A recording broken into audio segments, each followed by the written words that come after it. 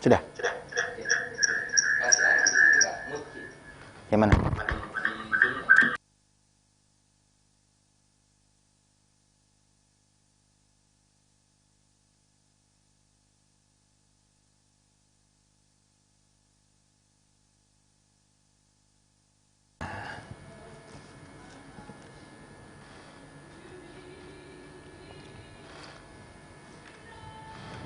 Bismillahirrahmanirrahim. Assalamualaikum warahmatullahi wabarakatuh.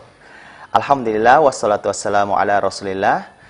Hari ini kita bersyukur sekali bisa bersama-sama untuk menyimak dan belajar. Dan hari ini kita akan mendapatkan sesuatu yang insya Allah akan mengubah masa depan kita. Apalagi kalau bukan kita akan belajar dan sekaligus untuk ngetes kemampuan kita pada tryout CPNS 2021. Dan hari ini langsung ya diselenggarakan oleh salah satu bimbingan belajar online oleh BLC Bintaro Learning Center dengan bekerja sama dengan Fajar TV. Nah, hari ini saya membersamai teman-teman semua, saya Sarwandika Sarbini akan membersamai Anda untuk sama-sama ngetes kemampuan kita lewat tryout hari ini. Dan saya menyapa kepada seluruh pemirsa, semoga dalam keadaan sehat walafiat. Amin ya rabbal alamin. Nah, hari ini kita siap-siap untuk menyiapkan diri dan kami mengharapkan para peserta untuk ngecek akunnya supaya siap-siap untuk tes tryout hari ini. Nah, boleh dicek masing-masing ya apakah sudah masuk ke linknya dan kita akan mulai untuk mengerjakan soal-soal ya. Kita hari ini ada agenda pertama tryout dulu, dan sebentar pada pukul 10.30 sekitar ya pas 90 menit dari sekarang kita akan melakukan proses pembahasan soal yang insya Allah sebentar para tentor kita di Bintaro Learning Center akan membahas soal-soal yang hot, yang dimana ini high order thinking skills, dan juga ini studi lapangan yang pernah terjadi ya di tahun 2019. Bagaimana soal-soal yang pernah ada di tahun 2019 itu akan dibahas juga. Wow, keren banget nih hari ini. Nah, maka teman-teman semua persiapkan diri, jangan lupa baca doa dulu. Mari kita sama-sama berdoa semoga teman-teman bisa mendapatkan hasil nilai yang maksimal hari ini. Karena kenapa?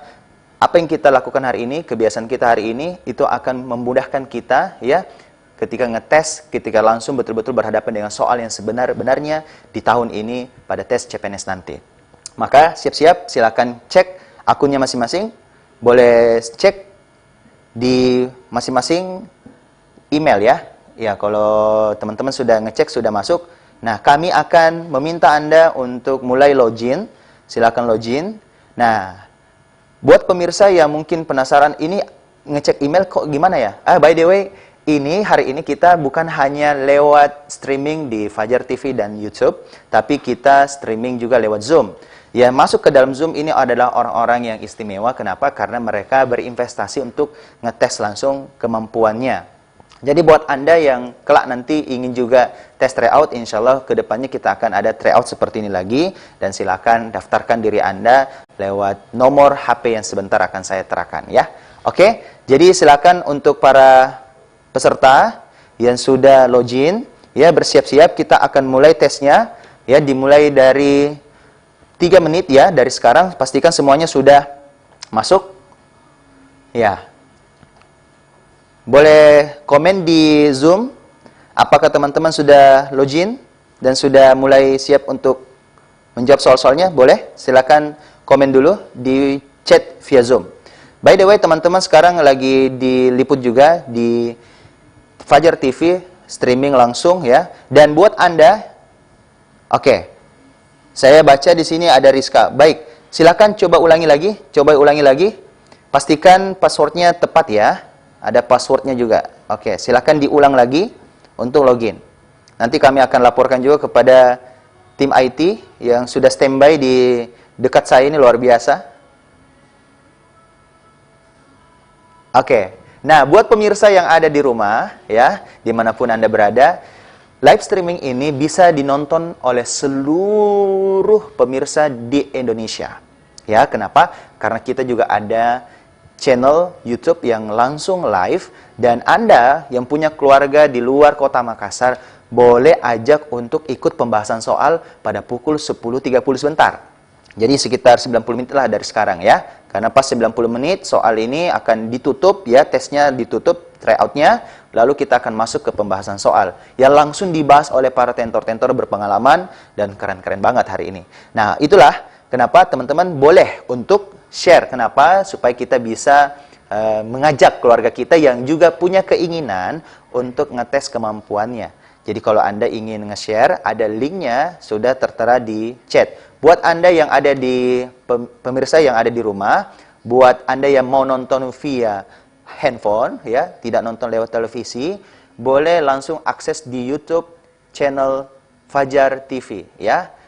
Diketik aja Fajar TV, maka teman-teman langsung mendapatkan channel kita. Dan sekarang lagi live. Oke. Nah, saya ingin teman-teman pemirsa ya, peserta ya, yang ada di Zoom boleh komen lagi apakah sudah berhasil login.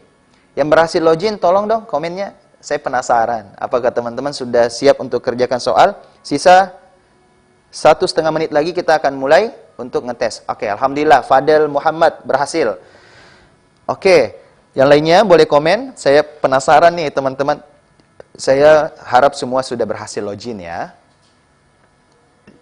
Saya sambil lihat, oke, alhamdulillah. Sri Hak, oke, berhasil Kak, alhamdulillah.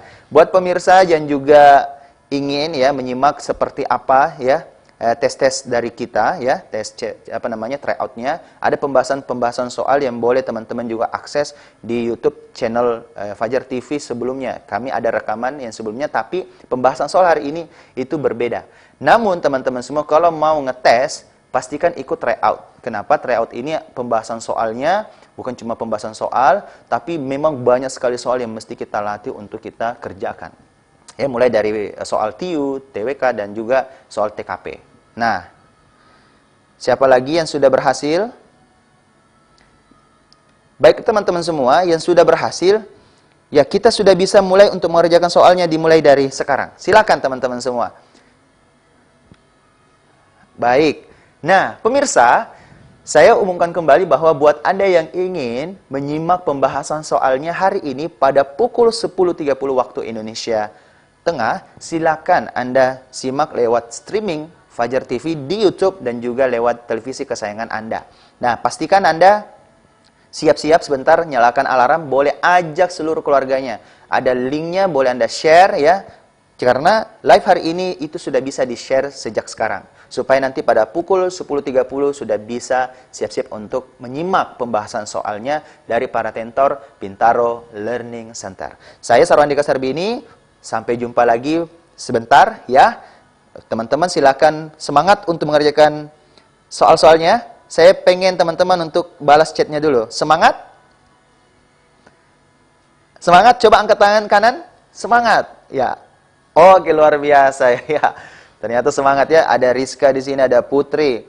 Nah, ini luar biasa ya, teman-teman yang antusias untuk belajar hari ini datang dari berbagai kota. Nah, jadi ini bisa kita ajak seluruh keluarga kita, anak-anak muda yang ingin ya menguji kemampuannya dan ingin menjadi abdi negara, silakan ajak mereka untuk ngecek langsung ya streaming kita pada pukul 10.30 untuk ikut sama-sama pada pembahasan soal. Supaya apa? Ada pembelajaran. Jadi sebentar ada interaksi langsung dengan tentornya. Baik, kita akan kembali lagi setelah pesan-pesan berikut ini.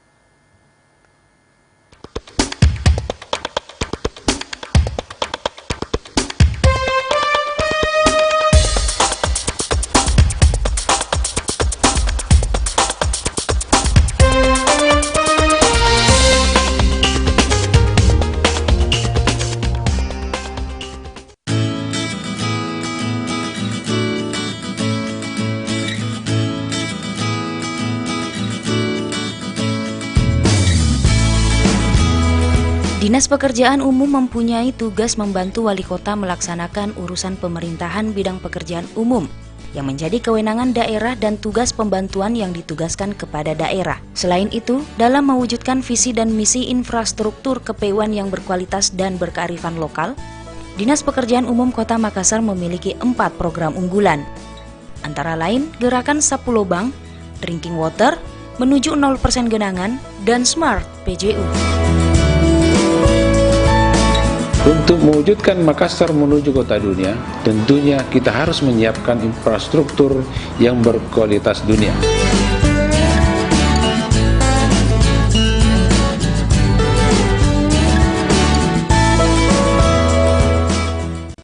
Iya, jadi ya berarti kumpulnya. Oke, bye. Kok jadi ngumpul sih, Bu? Kan masih COVID. Ih, cuma kita-kita aja. Kan masih keluarga. Kumpul keluarga sih kumpul keluarga. Jangan sampai ngumpul virusnya. Bu, aku pergi ya. Teman-teman udah pada nunggu nih. Yakin mau pergi? Nongkrongnya si asik. Jangan sampai pulangnya bawa penyakit. Pak, Iya sayang. jangan sampai bawa pulang virusnya ya. Iya sayang. Pulang jam berapa, Nak? Kok maskernya nggak dipakai? Iya, ini aku lagi makan-makan sama temen. Hati-hati ya, kamu yang abai, jangan sampai ibu yang menuai. Waspadai klaster penyebaran COVID-19 di lingkungan terdekat. Selalu pakai masker, jaga jarak, cuci tangan pakai sabun, dan siap divaksinasi. Kesehatan pulih, ekonomi bangkit.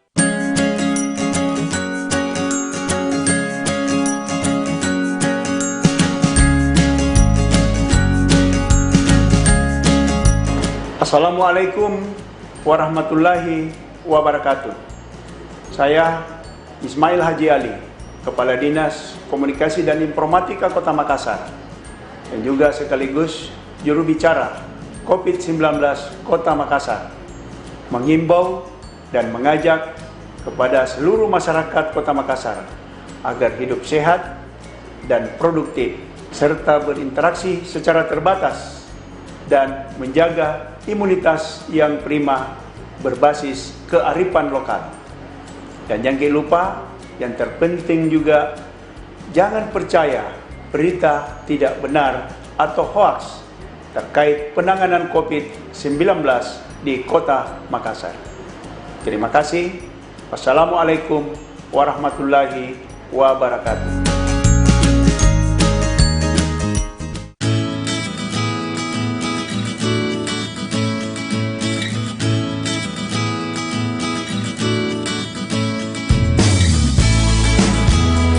Dinas Pekerjaan Umum mempunyai tugas membantu wali kota melaksanakan urusan pemerintahan bidang pekerjaan umum yang menjadi kewenangan daerah dan tugas pembantuan yang ditugaskan kepada daerah. Selain itu, dalam mewujudkan visi dan misi infrastruktur KPUan yang berkualitas dan berkearifan lokal, Dinas Pekerjaan Umum Kota Makassar memiliki 4 program unggulan.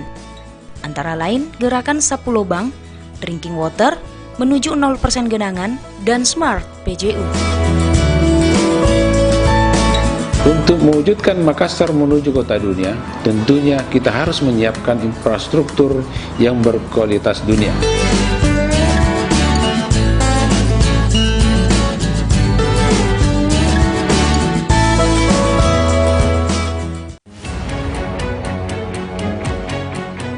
Pandemi COVID ini kita jadikan momentum untuk melakukan percepatan transformasi digital. Era TV digital ini sudah di depan mata. Yang penting untuk masyarakat itu kualitas siarannya bagus.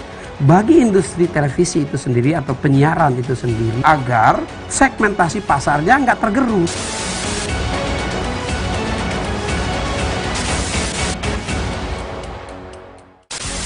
Sejarah panjang dunia penyiaran diawali dengan hal yang sederhana, yaitu informasi. Semula informasi tersampaikan hanya didengar.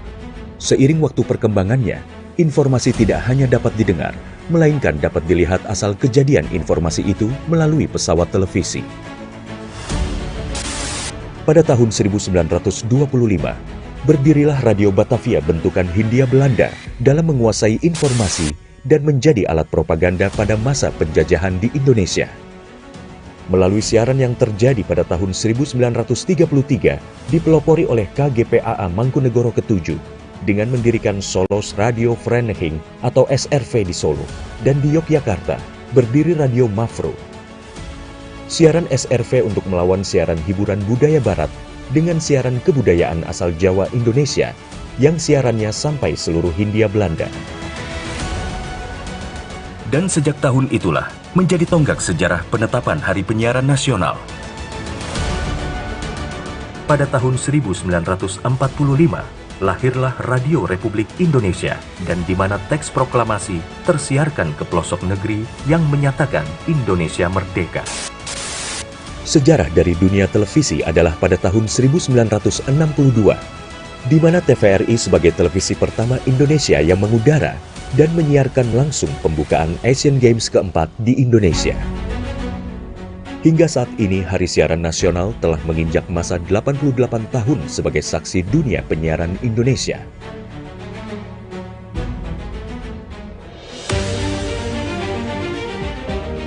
Sehingga perkembangan teknologi penyiaran menjadi faktor utama dalam menentukan kualitas penyiaran demi Indonesia maju.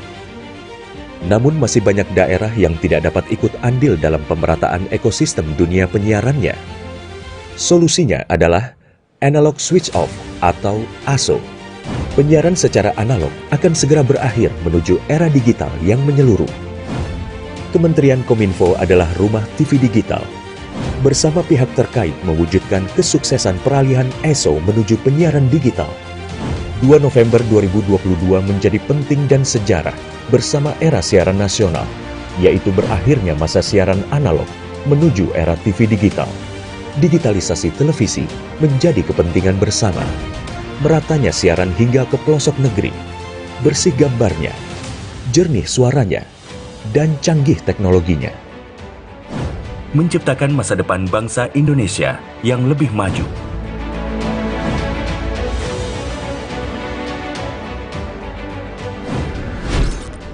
Halo semuanya, aku Modi, maskot TV Digital Indonesia.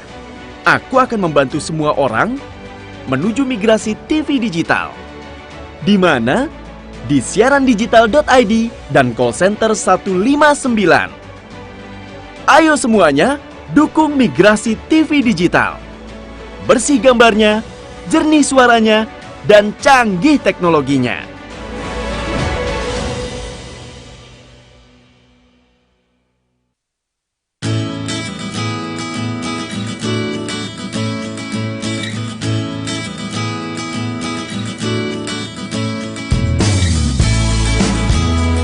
Dinas Pekerjaan Umum mempunyai tugas membantu wali kota melaksanakan urusan pemerintahan bidang pekerjaan umum yang menjadi kewenangan daerah dan tugas pembantuan yang ditugaskan kepada daerah. Selain itu, dalam mewujudkan visi dan misi infrastruktur kepewaan yang berkualitas dan berkearifan lokal, Dinas Pekerjaan Umum Kota Makassar memiliki 4 program unggulan.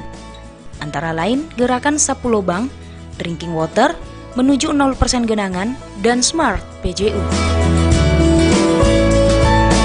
Untuk mewujudkan Makassar menuju kota dunia, tentunya kita harus menyiapkan infrastruktur yang berkualitas dunia.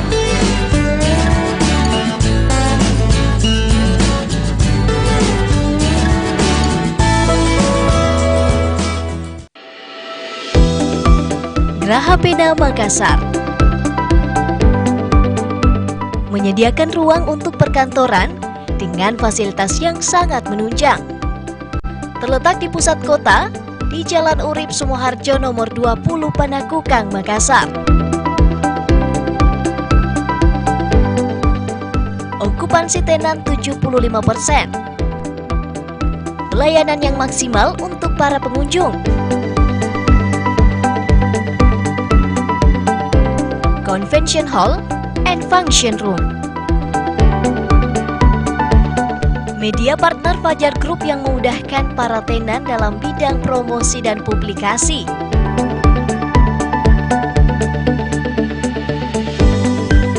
Serta food and beverage seperti Pena Resto, GP Lounge, dan Pena Top Cafe dan Resto.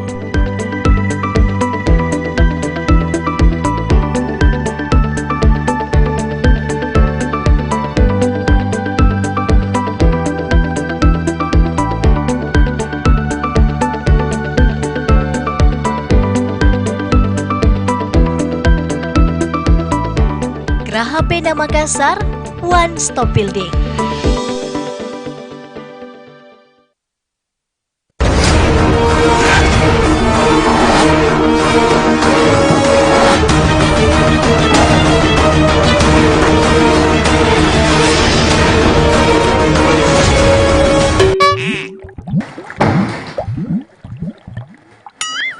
Mak, mungkin minum air pakai ember. Kayak mami gajah yang kehausan. Bila aja kak, kita itu gajah, beda bila lainnya. Suka nih.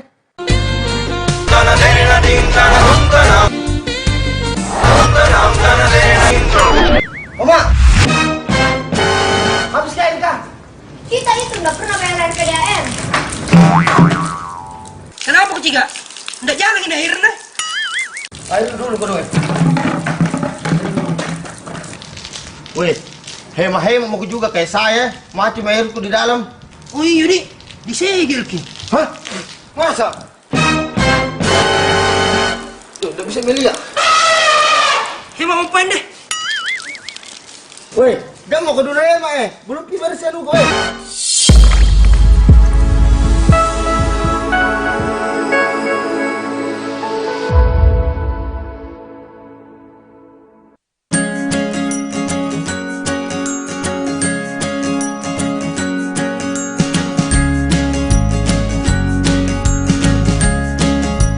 Assalamualaikum warahmatullahi wabarakatuh.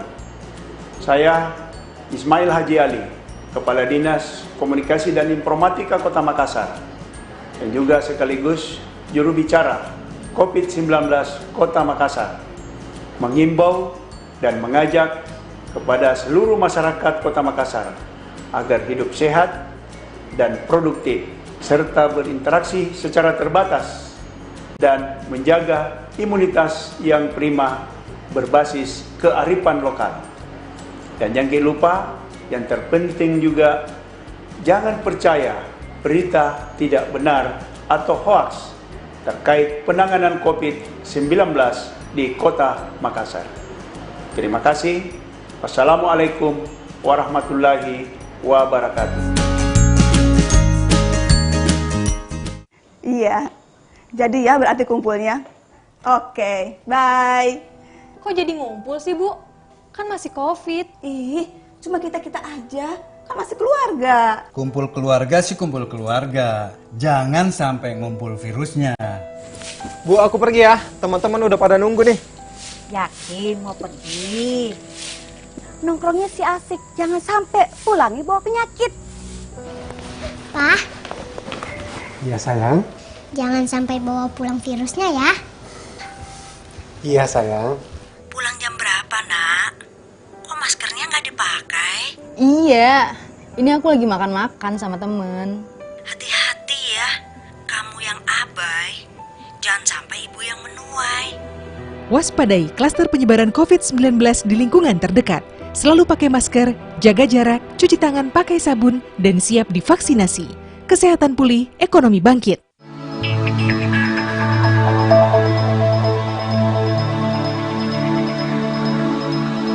Anda suka olahraga bulu tangkis? Fajar Arena Badminton menyiapkan lapangan karpet yang berstandar nasional, memiliki fasilitas yang memadai dan lokasi yang strategis di Kota Makassar.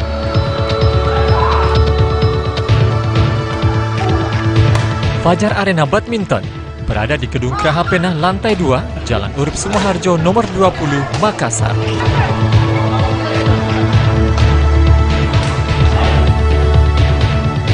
Untuk informasi lebih lanjut, hubungi Erwin 089 636 930 220 atau Adi 085 298 840 159.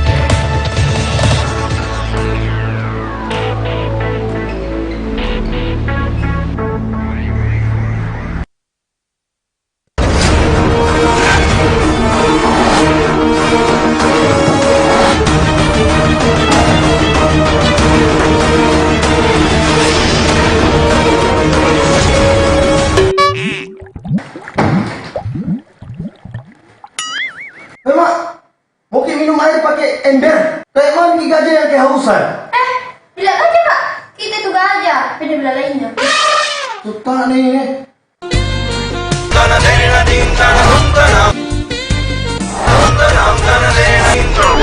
Mama, habis kain kah? Kita itu nggak pernah bayar RPDM. Kenapa kok Ciga? Nggak jalan ini akhirnya. Ayo dulu kedua.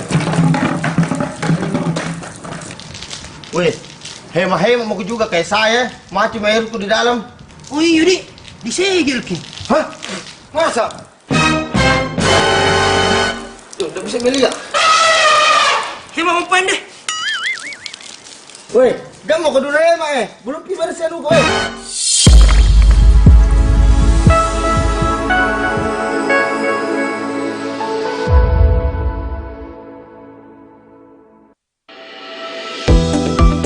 KHPNA Makassar menyediakan ruang untuk perkantoran dengan fasilitas yang sangat menunjang. Terletak di pusat kota, di Jalan Urip Sumoharjo nomor 20 Panakukang, Makassar. Okupansi tenan 75%. Pelayanan yang maksimal untuk para pengunjung.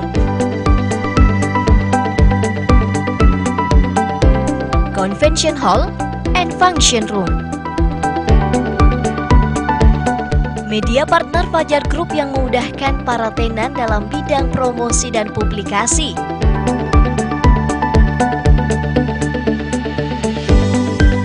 Serta food and beverage seperti Pena Resto, GP Lounge, dan Pena Top Cafe dan Resto.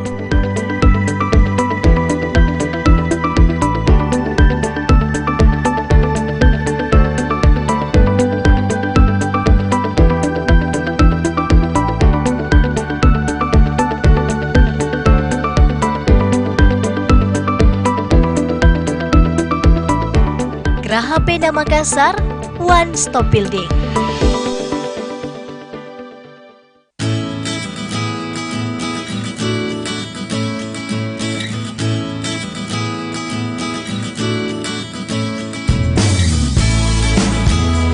Dinas Pekerjaan Umum mempunyai tugas membantu wali kota melaksanakan urusan pemerintahan bidang pekerjaan umum yang menjadi kewenangan daerah dan tugas pembantuan yang ditugaskan kepada daerah. Selain itu, dalam mewujudkan visi dan misi infrastruktur KPUan yang berkualitas dan berkearifan lokal, Dinas Pekerjaan Umum Kota Makassar memiliki 4 program unggulan.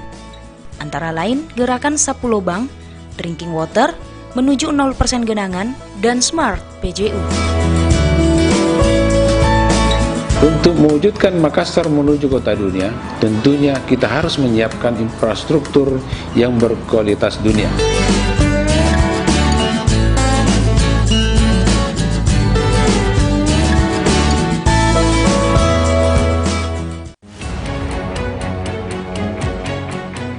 Pandemi COVID ini kita jadikan momentum untuk melakukan percepatan transformasi digital. Era TV digital ini sudah di depan mata. Yang penting untuk masyarakat itu kualitas siarannya bagus, bagi industri televisi itu sendiri atau penyiaran itu sendiri, agar segmentasi pasarnya nggak tergerus.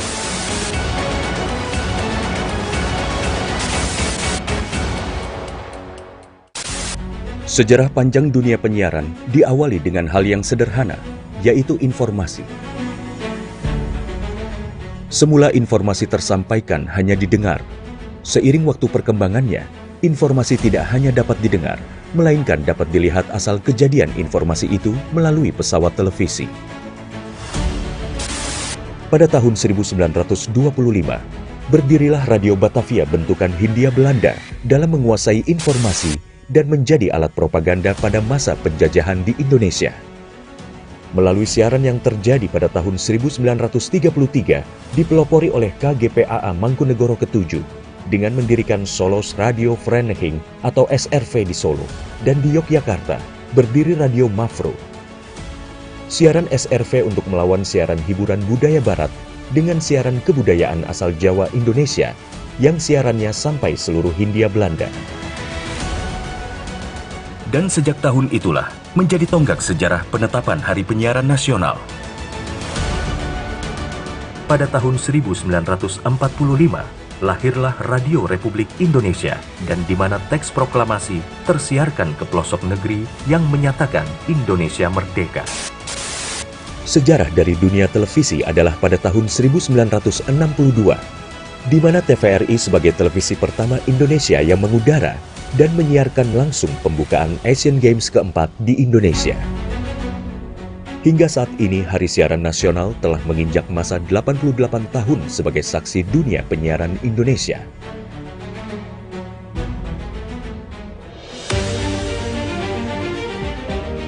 Sehingga perkembangan teknologi penyiaran menjadi faktor utama dalam menentukan kualitas penyiaran demi Indonesia maju. Namun masih banyak daerah yang tidak dapat ikut andil dalam pemerataan ekosistem dunia penyiarannya. Solusinya adalah Analog Switch Off atau ASO. Penyiaran secara analog akan segera berakhir menuju era digital yang menyeluruh. Kementerian Kominfo adalah rumah TV digital. Bersama pihak terkait mewujudkan kesuksesan peralihan ASO menuju penyiaran digital. 2 November 2022 menjadi penting dan sejarah bersama era siaran nasional, yaitu berakhirnya masa siaran analog menuju era TV digital. Digitalisasi televisi menjadi kepentingan bersama. Meratanya siaran hingga ke pelosok negeri, bersih gambarnya, jernih suaranya, dan canggih teknologinya. Menciptakan masa depan bangsa Indonesia yang lebih maju.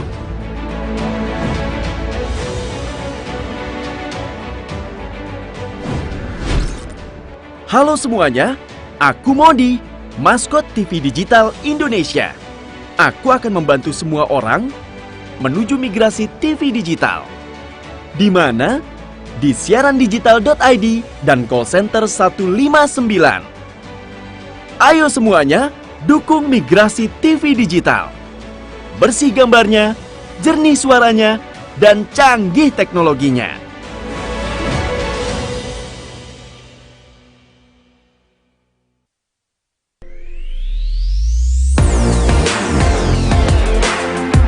ini, jaringanmedia.co.id hadir dalam bentuk aplikasi di Play Store. Jaringanmedia.co.id adalah portal media informasi atau media cyber, penggabungan 3 media terbesar di Indonesia, yaitu Media Fajar Group, Media WSM Group, Media Jawa Post Group. Jaringanmedia.co.id menyajikan berbagai berita dari seluruh penjuru Indonesia dengan berbentuk video dan tulisan. Jaringanmedia.co.id menyajikan siaran televisi lokal swasta dari berbagai daerah di Indonesia dengan khas konten lokalnya masing-masing. Dan Anda pun dapat mendengarkan live streaming radio. Download sekarang aplikasi jaringanmedia.co.id di Play Store, maka seluruh kebutuhan berita Anda akan terpenuhi.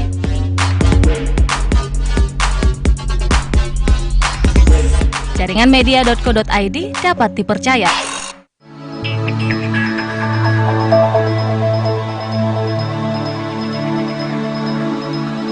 Anda suka olahraga bulu tangkis? Fajar Arena Badminton menyiapkan lapangan karpet yang berstandar nasional, memiliki fasilitas yang memadai, dan lokasi yang strategis di kota Makassar.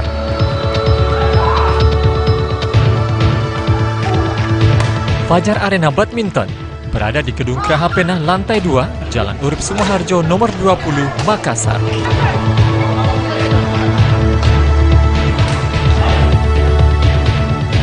Untuk informasi lebih lanjut, hubungi Erwin 089 636 930 220 atau Adi 085 298 840 159.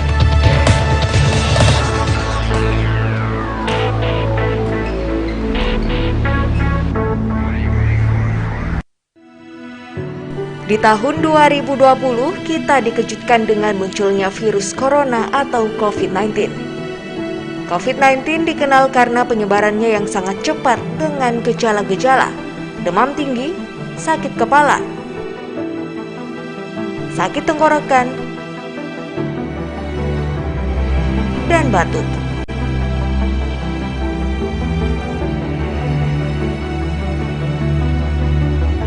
Penularan virus corona dapat menyebar melalui barang terkontaminasi, hewan, penularan melalui udara, dan bersentuhan. Untuk menghindari penyebaran virus corona, kita harus menjaga lingkungan agar tetap bersih dan mencegahnya dengan beberapa langkah-langkah, seperti hindari kontak langsung, menggunakan sapu tangan ketika bersin, menggunakan masker, dan mencuci tangan. Yuk, kita cegah virus corona.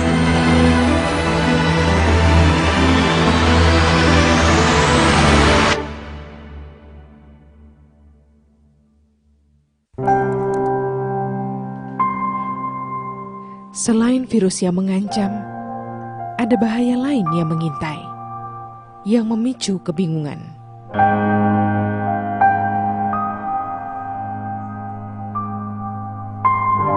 Menghapus rasa percaya,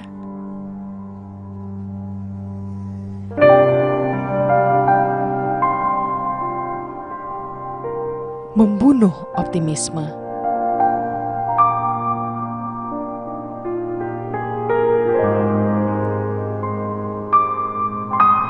Membangun rasa curiga. Ribuan hoaks yang beredar menghambat penanggulangan pandemi. Saring-saring dahulu, sebar-sebar kemudian. Kalau dapat informasi, tahan dahulu. Cek faktanya, baru disebar. Stop hoaks dari sekarang. Kesehatan pulih, ekonomi bangkit.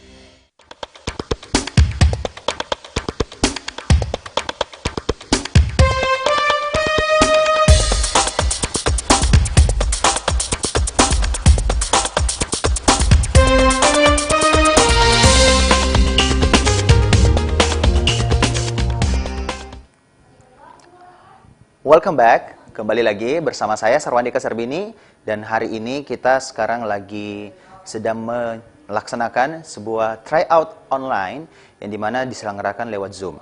Namun ada kabar baik untuk seluruh pemirsa yang ada di rumah yang sedang menyimak ini lewat televisi. Anda boleh mengajak keluarga Anda, adik-adik Anda yang saat ini sedang berusaha untuk mencari pekerjaan, namun ingin mencoba untuk mendaftarkan dirinya menjadi CPNS ya. Insya Allah kita hari ini pada pukul 10.30 akan ada pembahasan soal bagaimana soal-soal nanti yang akan keluar pada saat tes CPNS itu akan dibahas langsung oleh tentor di bimbingan Lintaro Learning Center. Di mana bimbel kita ini adalah bimbingan online yang di mana teman-teman akan mendapatkan akses yang begitu banyak. Ya, salah satu fasilitasnya Anda akan mendapatkan ilmu dan juga tryout yang rutin banget dan teman-teman akan mendapatkan pembahasan soal. Yang insya Allah sebentar kita akan membahasnya pada pukul 10.30. Jadi siapkan diri Anda, ya sekitar beberapa, ya tidak lama lagi teman-teman siapkan diri Anda untuk belajar langsung dari para tentor BLC, Bintaro Learning Center. Jadi Anda boleh men-share ya link video yang ada di YouTube. Anda sekarang boleh buka HP Anda. Mana HP-nya boleh lihat? Oke, good. HP Anda silakan akses di YouTube dan Anda boleh cek ya di channel Fajar TV.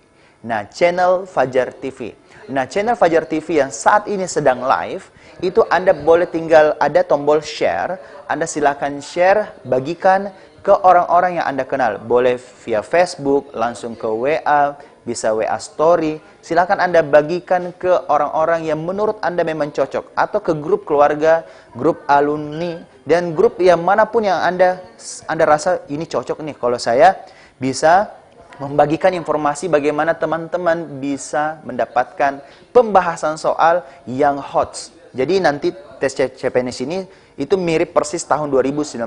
Yang dimana soal-soalnya adalah hot, high order thinking skills. Yang membutuhkan memang ya tingkat ya pemahaman yang begitu tinggi lah. Pokoknya nanti akan dijelaskan langsung oleh para tentor bagaimana pembahasan soal-soal yang pernah keluar di tahun 2019 itu akan dibahas sebentar pada pukul 10.30 waktu Indonesia Tengah. Buat Anda yang berada di Jakarta, Jabodetabek, di Sumatera yang berada di waktu Indonesia Barat, Anda simak ini pada pukul 9.30 waktu Indonesia Barat. Buat Anda teman-teman yang berada di Indonesia Timur, ya, buat Anda yang berada di Papua, ada di Maluku, boleh simak juga video ini pada pukul 11.30. Anda silakan live streaming langsung via YouTube, ya. Boleh akses langsung, ya, akses langsung pada pukul 10.30 waktu Indonesia Tengah. Jadi kalau Anda berada di Jabodetabek, keluarga Anda ada berada di wilayah Sumatera, Anda boleh share juga link channel YouTube ini, Anda bagikan ke mereka supaya teman-teman, keluarga, kerabat, ya, saudara-saudara, adik-adik Anda atau kakak Anda yang ingin cita-citanya ingin menjadi abdi negara, ya, tapi tidak ada akses bagaimana cara untuk memulainya, maka saat ini untuk belajar dulu. Karena kenapa? Soalnya itu kita penting banget untuk melatih diri kita untuk mengerjakan soal-soal. Nah, sebentar ini ada pembahasan soal. Namun ada yang beruntung hari ini, yakni mereka para peserta yang hari ini sedang ikut menjadi peserta tryout akbar ya CPNS online 2021 yang diselenggarakan secara online, yang sekarang ada berbagai kota yang ikut untuk mengerjakan soal-soal tryout yang diselenggarakan oleh BLC bekerjasama dengan Fajar TV. Nah, buat Anda yang penasaran seperti apa pembahasan soalnya, nanti pada pukul 10.30 Anda boleh ikut gratis, ya, tidak dipungut biaya untuk mengikuti pembahasan soalnya pada pukul 10.30 waktu Indonesia Tengah. Hingga teman-teman sekitar 1 jam akan ada pembahasan soalnya. Wah, keren banget nih. Gratis untuk Anda yang ingin banget mempelajari gimana sih pembahasan soal dan soal-soal yang pernah keluar di tahun 2019. Sebentar kita akan jumpa lagi, ya. Siap-siap buat Anda, silakan share, jangan lupa bagikan kepada keluarga Anda. Sampai jumpa lagi setelah pesan-pesan berikut ini.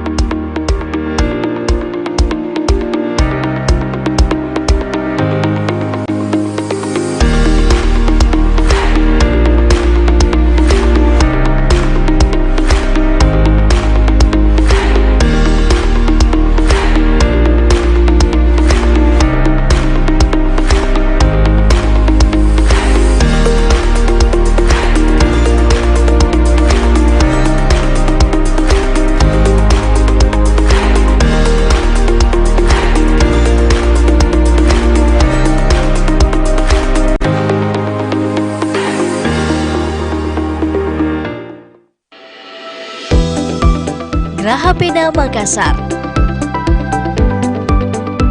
menyediakan ruang untuk perkantoran dengan fasilitas yang sangat menunjang. Terletak di pusat kota, di Jalan Urip Sumoharjo nomor 20 Panakukang, Makassar. Okupansi tenan 75%. Pelayanan yang maksimal untuk para pengunjung.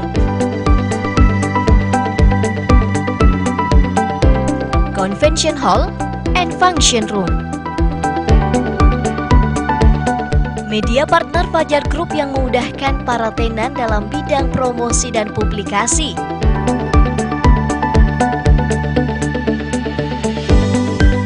Serta food and beverage seperti Pena Resto, GP Lounge, dan Pena Top Cafe dan Resto.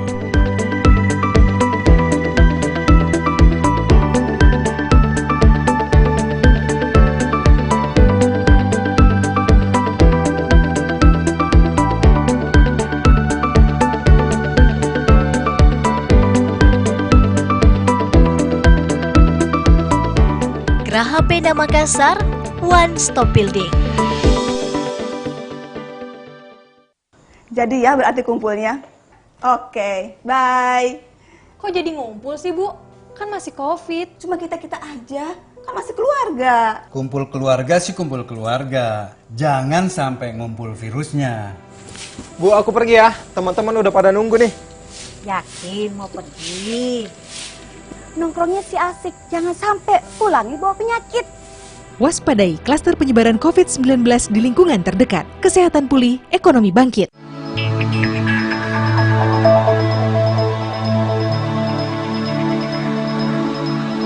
Anda suka olahraga bulu tangkis?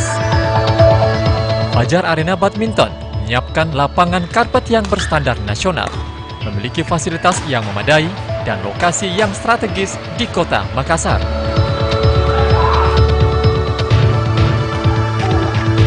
Fajar Arena Badminton berada di Gedung Geraha Pena lantai 2, Jalan Urip Sumoharjo nomor 20, Makassar.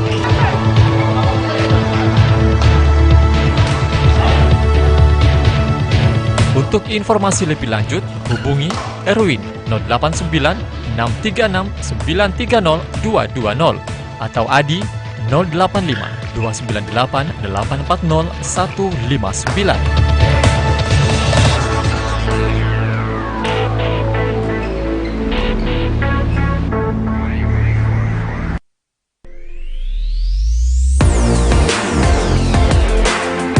Kini, jaringan media.co.id hadir dalam bentuk aplikasi di Play Store. Jaringan media.co.id adalah portal media informasi atau media cyber, penggabungan 3 media terbesar di Indonesia, yaitu Media Fajar Group, Media WSM Group, Media Jawa Post Group. Jaringan media.co.id menyajikan berbagai berita dari seluruh penjuru Indonesia dengan berbentuk video dan tulisan. Jaringan media.co.id menyajikan siaran televisi lokal swasta dari berbagai daerah di Indonesia dengan khas konten lokalnya masing-masing. Dan Anda pun dapat mendengarkan live streaming radio.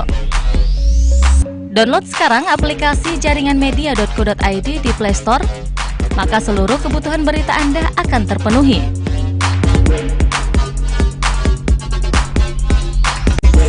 Jaringan media.co.id dapat dipercaya.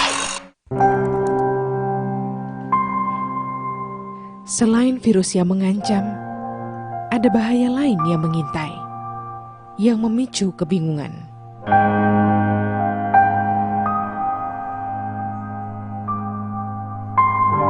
Menghapus rasa percaya,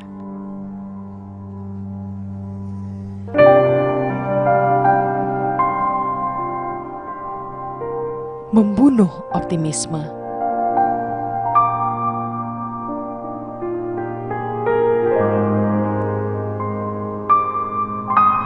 Membangun rasa curiga.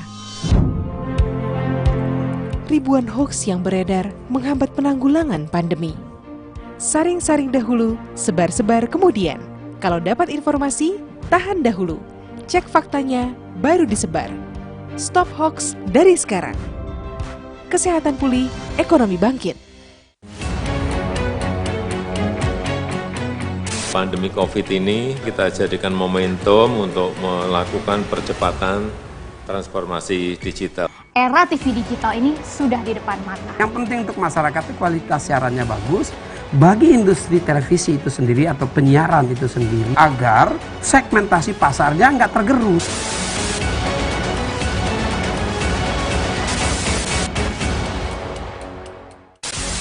Sejarah panjang dunia penyiaran diawali dengan hal yang sederhana, yaitu informasi.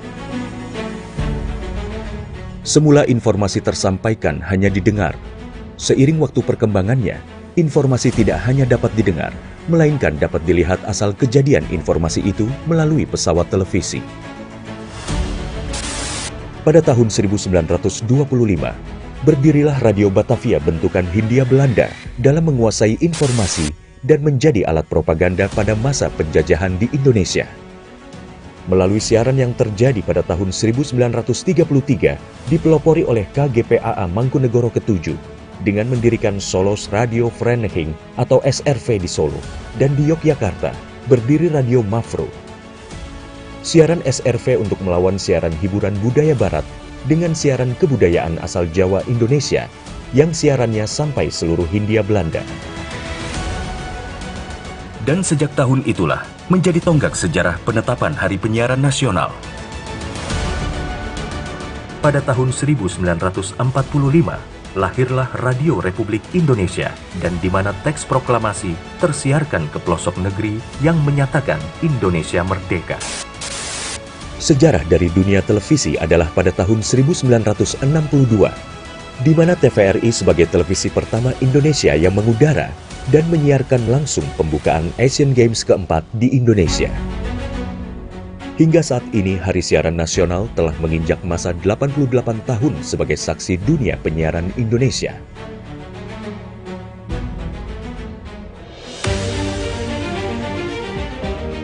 Sehingga perkembangan teknologi penyiaran menjadi faktor utama dalam menentukan kualitas penyiaran demi Indonesia maju. Namun masih banyak daerah yang tidak dapat ikut andil dalam pemerataan ekosistem dunia penyiarannya. Solusinya adalah Analog Switch Off atau ASO. Penyiaran secara analog akan segera berakhir menuju era digital yang menyeluruh. Kementerian Kominfo adalah rumah TV digital. Bersama pihak terkait mewujudkan kesuksesan peralihan ASO menuju penyiaran digital. 2 November 2022 menjadi penting dan sejarah bersama era siaran nasional, yaitu berakhirnya masa siaran analog menuju era TV digital. Digitalisasi televisi menjadi kepentingan bersama. Meratanya siaran hingga ke pelosok negeri, bersih gambarnya, jernih suaranya, dan canggih teknologinya. Menciptakan masa depan bangsa Indonesia yang lebih maju.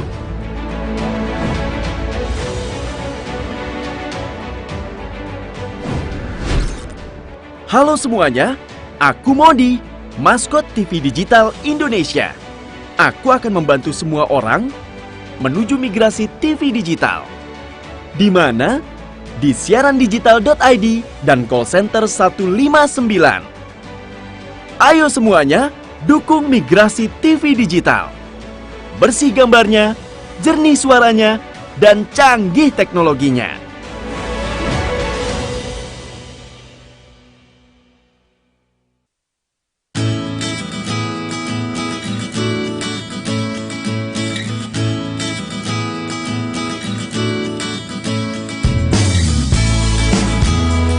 Dinas Pekerjaan Umum mempunyai tugas membantu wali kota melaksanakan urusan pemerintahan bidang pekerjaan umum yang menjadi kewenangan daerah dan tugas pembantuan yang ditugaskan kepada daerah. Selain itu, dalam mewujudkan visi dan misi infrastruktur kepewuan yang berkualitas dan berkearifan lokal, Dinas Pekerjaan Umum Kota Makassar memiliki 4 program unggulan.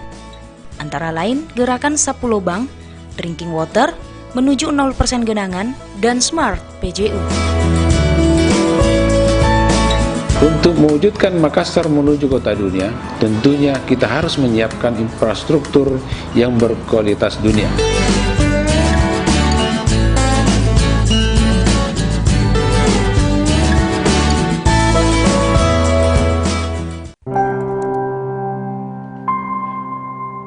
Selain virus yang mengancam, ada bahaya lain yang mengintai, yang memicu kebingungan.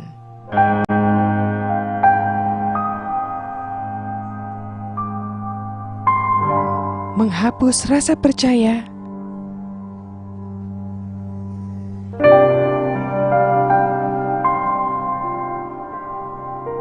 membunuh optimisme.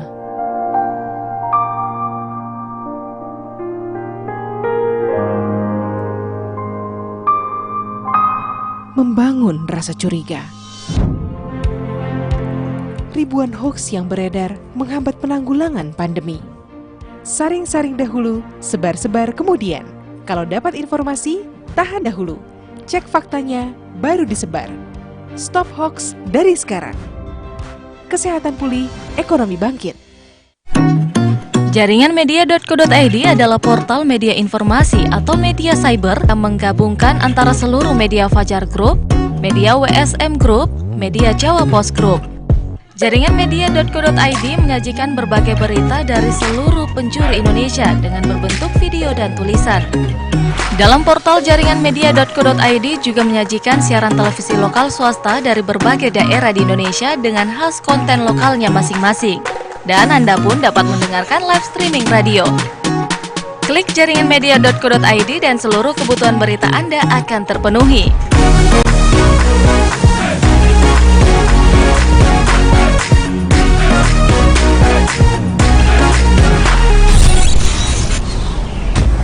Jaringan media.co.id dapat dipercaya. Selain virus yang mengancam, ada bahaya lain yang mengintai, yang memicu kebingungan, membunuh optimisme, membangun rasa curiga. Ribuan hoaks yang beredar menghambat penanggulangan pandemi. Saring-saring dahulu, sebar-sebar kemudian. Stop hoaks dari sekarang. Kesehatan pulih, ekonomi bangkit.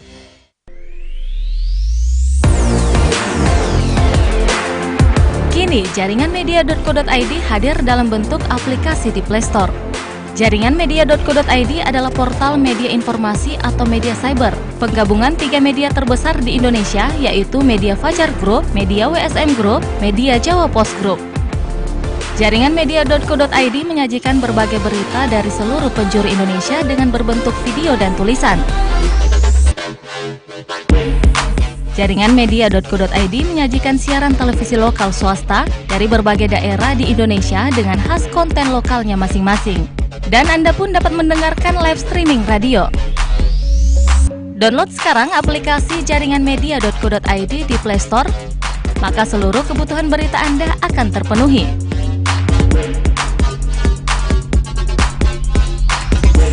Jaringan media.co.id dapat dipercaya. Iya, jadi ya berarti kumpulnya. Oke, bye. Kok jadi ngumpul sih, Bu? Kan masih COVID. Ih, cuma kita-kita aja, kan masih keluarga. Kumpul keluarga sih kumpul keluarga. Jangan sampai ngumpul virusnya. Bu, aku pergi ya. Teman-teman udah pada nunggu nih. Yakin mau pergi? Nongkrongnya si asik, jangan sampai pulangi bawa penyakit. Pak, iya sayang. jangan sampai bawa pulang virusnya ya. Iya sayang. Pulang jam berapa, Nak? Kok maskernya nggak dipakai? Iya, ini aku lagi makan-makan sama temen. Hati-hati ya, kamu yang abai, jangan sampai ibu yang menuai. Waspadai klaster penyebaran COVID-19 di lingkungan terdekat. Selalu pakai masker, jaga jarak, cuci tangan pakai sabun, dan siap divaksinasi. Kesehatan pulih, ekonomi bangkit.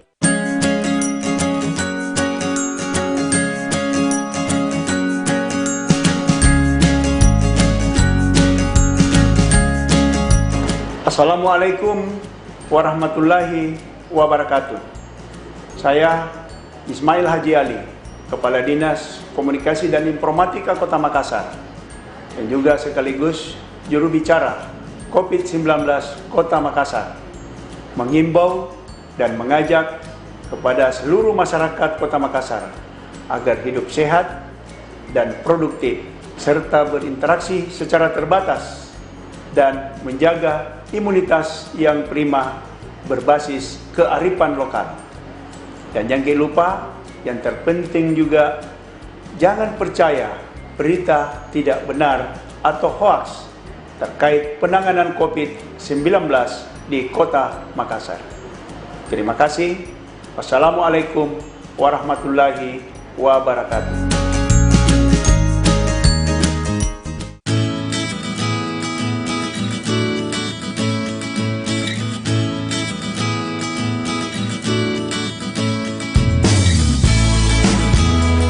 Dinas Pekerjaan Umum mempunyai tugas membantu wali kota melaksanakan urusan pemerintahan bidang pekerjaan umum yang menjadi kewenangan daerah dan tugas pembantuan yang ditugaskan kepada daerah. Selain itu, dalam mewujudkan visi dan misi infrastruktur kepewaan yang berkualitas dan berkearifan lokal, Dinas Pekerjaan Umum Kota Makassar memiliki 4 program unggulan. Antara lain, Gerakan Sapu Lobang, Drinking Water, Menuju 0% Genangan, dan Smart PJU. Untuk mewujudkan Makassar menuju kota dunia, tentunya kita harus menyiapkan infrastruktur yang berkualitas dunia.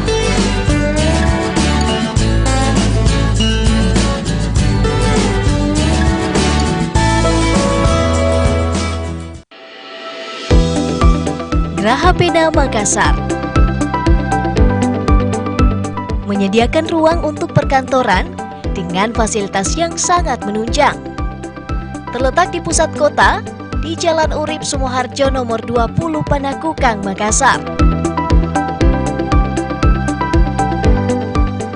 Okupansi tenan 75%. Pelayanan yang maksimal untuk para pengunjung. Convention Hall and Function Room. Media partner Fajar Group yang memudahkan para tenan dalam bidang promosi dan publikasi.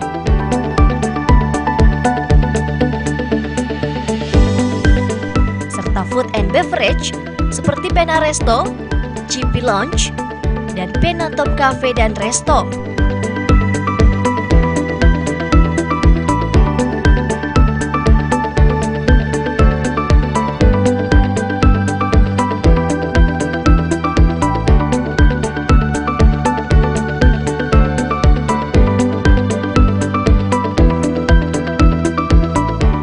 Geraha Pena Makassar, One Stop Building.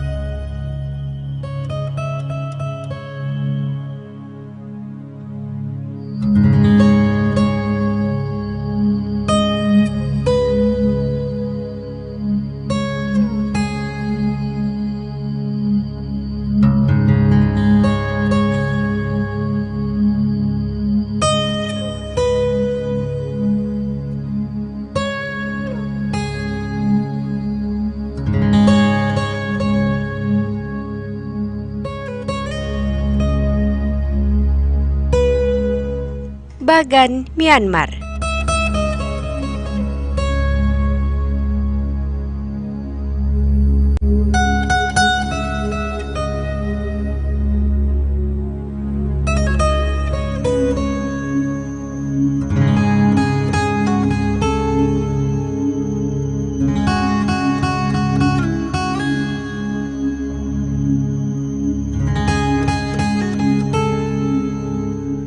Mungkin Anda mengenal begitu banyak candi yang terletak di Indonesia dengan segala kebesaran dan keunikannya, yang sebagian besar memang terpusat di Pulau Jawa. Sebut saja Candi Borobudur, Candi Prambanan, Candi Ratu Boko, di mana tempat-tempat tersebut memang sudah dikenal luas dan menjadi salah satu lokasi rekreasi menarik yang diunggulkan, juga difavoritkan oleh wisatawan baik asing maupun dalam negeri.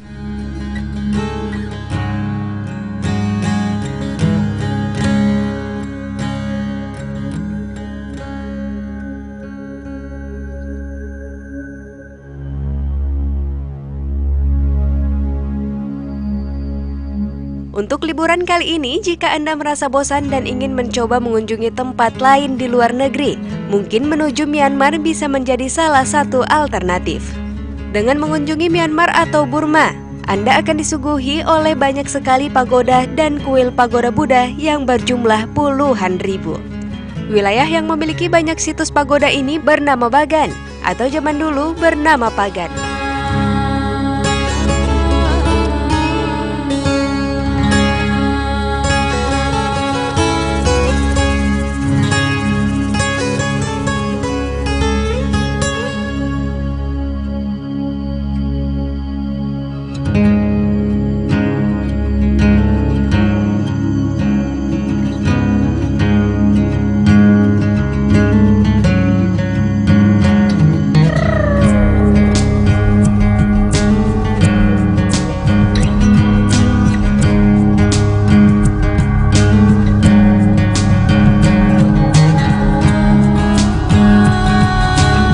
Wilayah Bagan ini merupakan salah satu kota tua yang terletak di Myanmar. Bagan ini sendiri menjadi atraksi dan destinasi utama dari para turis yang sedang pergi berkunjung ke Myanmar. Menurut sejarah yang ditulis, kota Bagan sudah mulai dibangun pada abad ke-13 Masehi dan menjadi asal mula dari suku Burma yang kini sebagian besar mendiami Myanmar. Hingga kini bangunan-bangunan tua tersebut masih kokoh berdiri dan menjadi sajian wisata unggulan dari negara Myanmar.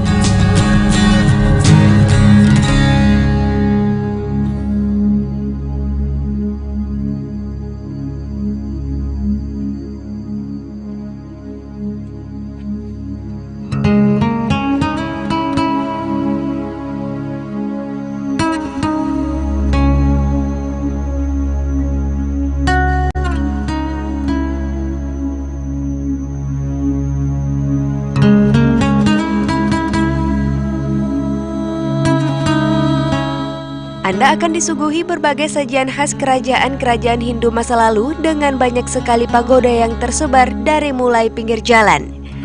Di beberapa bagian pagoda juga Anda bisa menemukan patung Buddha berbaring yang sudah cukup dikenal oleh banyak sekali orang.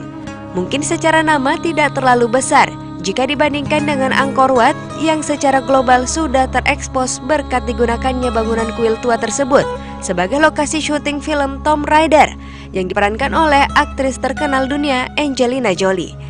Namun justru keunikan dari Bagan tidak akan kalah dari Angkor Wat yang berada di Kamboja tersebut.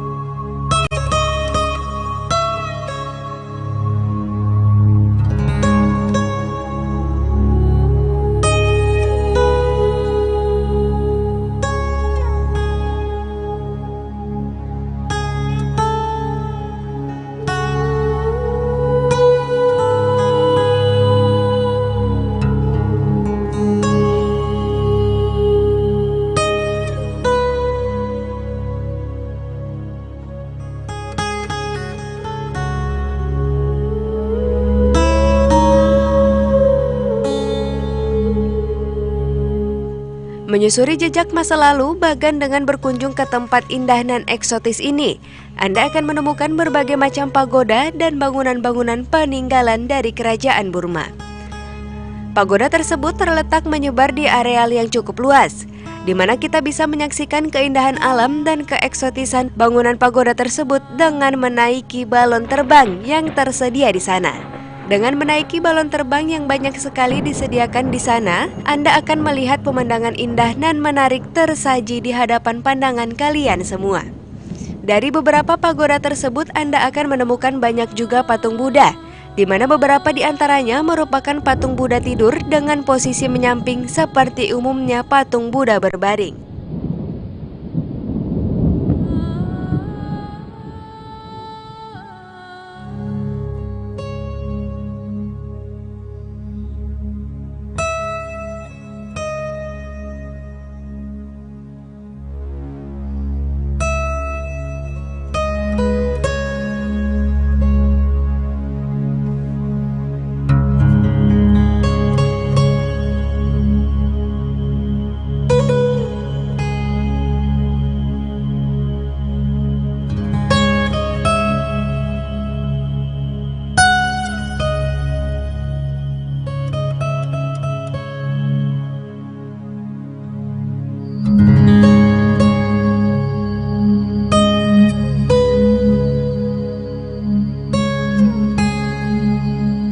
Pagoda di sini memiliki keunikan dan namanya masing-masing.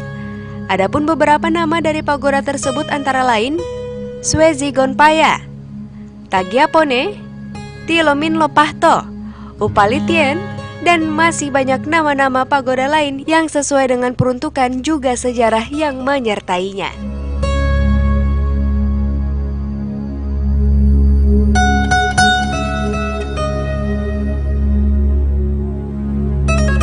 Bagi Anda penggila fotografi, mungkin hal yang paling tepat adalah dengan membawa peralatan Anda. Jika memungkinkan, bawalah peralatan foto terbaik Anda, sebab kondisi sekitar kota tua Bagan tersebut teramat sangat cantik dan menggoda untuk diabadikan dalam lensa kamera. Apalagi sajian matahari terbit yang bisa Anda dapatkan di sana sangat menakjubkan. Berbicara mengenai sunrise, maka inilah sajian utama yang paling ditunggu-tunggu oleh kebanyakan turis yang melancong ke Bagan. Selain matahari terbit, tentunya matahari terbenamnya juga menjadi hal yang tidak boleh Anda lewatkan selagi Anda bisa dan masih berada di Bagan.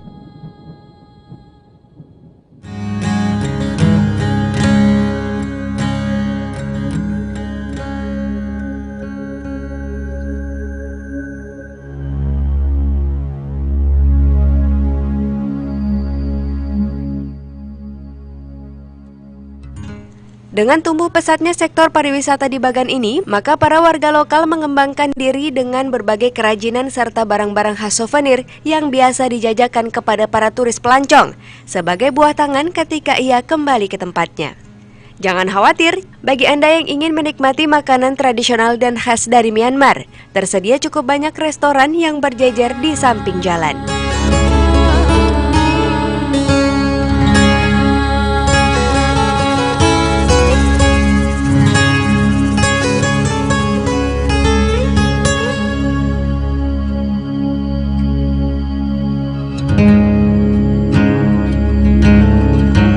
Ada beberapa hal yang harus kamu perhatikan ketika mengunjungi Bagan. Beberapa tips di bawah ini bisa digunakan sebagai panduan atau mungkin sekedar saran pengingat agar perjalanan Anda selama liburan di Myanmar, khususnya kota tua Bagan, menjadi lebih optimal.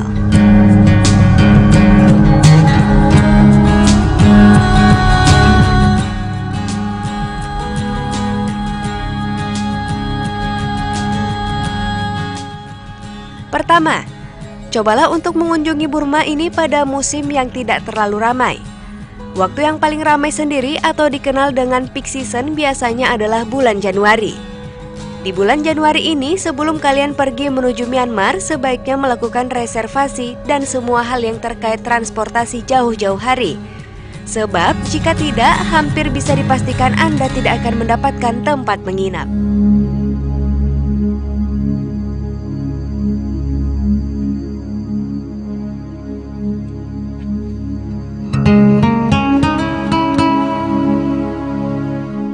Kedua, sajian sunrise adalah salah satu yang paling dicari Anda ketika berkunjung ke Bagan.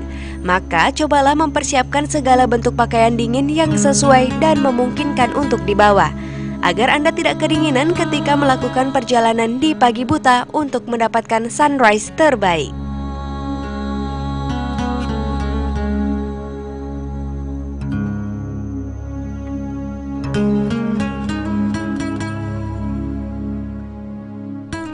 Ketiga, Ada beberapa larangan ketika Anda akan memasuki pagoda, seperti tidak boleh menggunakan alas kaki dan juga tidak boleh bercelana pendek. Oleh karena itu, perhatikan cara berpakaian Anda dan disarankan untuk memakai sandal gunung untuk kepraktisan Anda.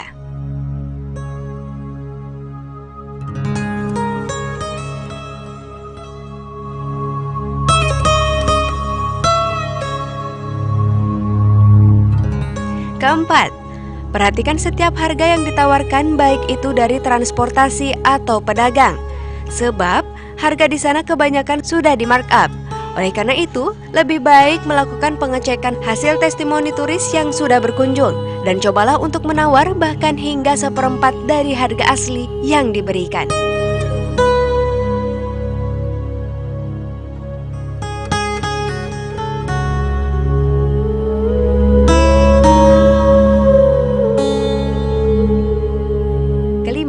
Jangan lupa untuk menyediakan uang kecil dan meminta tiket masuk, sebab tak jarang ada pemeriksaan tiket masuk yang dilakukan petugas dan akan merugikan Anda jika tidak bisa menunjukkan tiket dan dikenakan sanksi oleh petugas.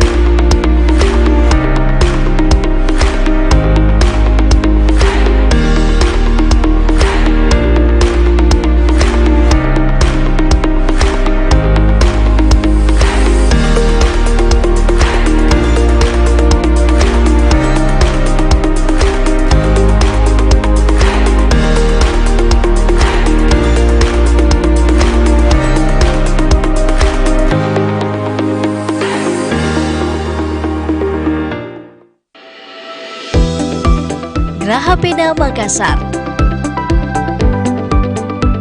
menyediakan ruang untuk perkantoran dengan fasilitas yang sangat menunjang. Terletak di pusat kota, di Jalan Urip Sumoharjo nomor 20 Panakukang, Makassar. Okupansi tenan 75%. Pelayanan yang maksimal untuk para pengunjung. Convention Hall and Function Room. Media partner Fajar Group yang memudahkan para tenan dalam bidang promosi dan publikasi.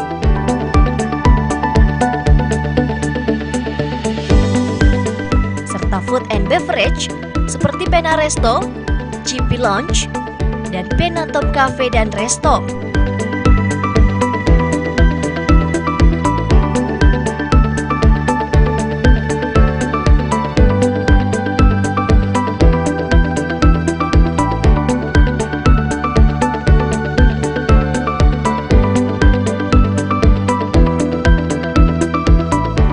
Geraha Pena Makassar, One Stop Building. Jadi ya berarti kumpulnya. Oke, bye. Kok jadi ngumpul sih, Bu? Kan masih COVID. Cuma kita-kita aja, kan masih keluarga. Kumpul keluarga sih kumpul keluarga. Jangan sampai ngumpul virusnya. Bu, aku pergi ya. Teman-teman udah pada nunggu nih. Yakin mau pergi? Nongkrongnya si asik, jangan sampai pulangi bawa penyakit. Waspadai klaster penyebaran COVID-19 di lingkungan terdekat. Kesehatan pulih, ekonomi bangkit.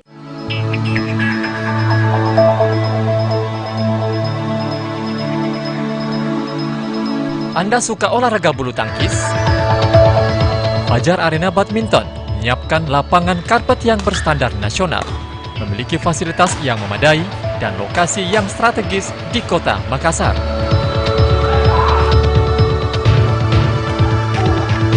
Fajar Arena Badminton berada di Gedung KHPNA lantai 2, Jalan Urip Sumoharjo nomor 20, Makassar.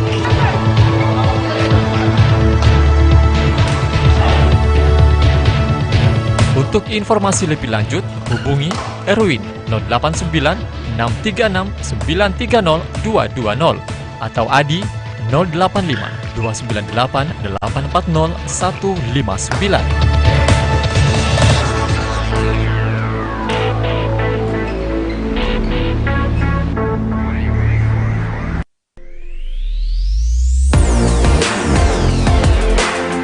Kini, jaringan media.co.id hadir dalam bentuk aplikasi di Play Store. Jaringan media.co.id adalah portal media informasi atau media cyber, penggabungan 3 media terbesar di Indonesia, yaitu Media Fajar Group, Media WSM Group, Media Jawa Post Group. Jaringan media.co.id menyajikan berbagai berita dari seluruh penjuru Indonesia dengan berbentuk video dan tulisan.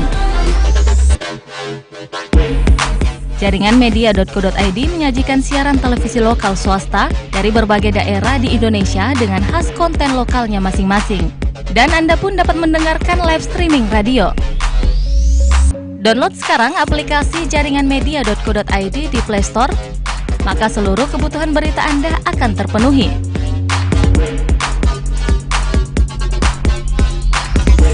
Jaringan media.co.id dapat dipercaya. Selain virus yang mengancam, ada bahaya lain yang mengintai, yang memicu kebingungan.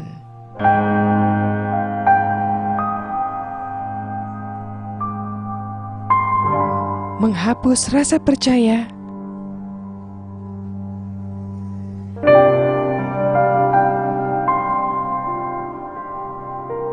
membunuh optimisme.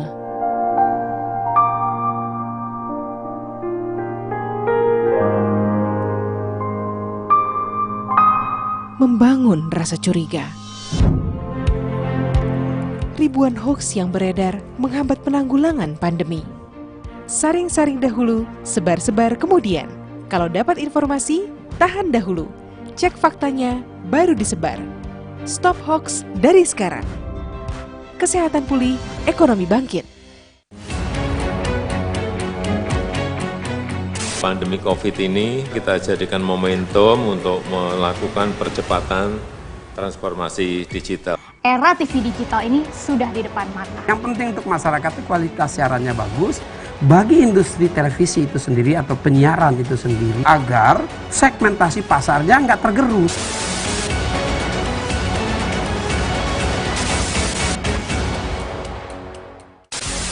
Sejarah panjang dunia penyiaran diawali dengan hal yang sederhana, yaitu informasi. Semula informasi tersampaikan hanya didengar. Seiring waktu perkembangannya, informasi tidak hanya dapat didengar, melainkan dapat dilihat asal kejadian informasi itu melalui pesawat televisi. Pada tahun 1925, berdirilah Radio Batavia bentukan Hindia Belanda dalam menguasai informasi dan menjadi alat propaganda pada masa penjajahan di Indonesia. Melalui siaran yang terjadi pada tahun 1933, dipelopori oleh KGPAA Mangkunegoro ke-7 dengan mendirikan Solos Radio Vereniging atau SRV di Solo, dan di Yogyakarta berdiri Radio Mafro. Siaran SRV untuk melawan siaran hiburan budaya barat dengan siaran kebudayaan asal Jawa Indonesia yang siarannya sampai seluruh Hindia Belanda. Dan sejak tahun itulah menjadi tonggak sejarah penetapan Hari Penyiaran Nasional. Pada tahun 1945, lahirlah Radio Republik Indonesia, dan di mana teks proklamasi tersiarkan ke pelosok negeri yang menyatakan Indonesia merdeka. Sejarah dari dunia televisi adalah pada tahun 1962, di mana TVRI sebagai televisi pertama Indonesia yang mengudara dan menyiarkan langsung pembukaan Asian Games keempat di Indonesia. Hingga saat ini, Hari Siaran Nasional telah menginjak masa 88 tahun sebagai saksi dunia penyiaran Indonesia.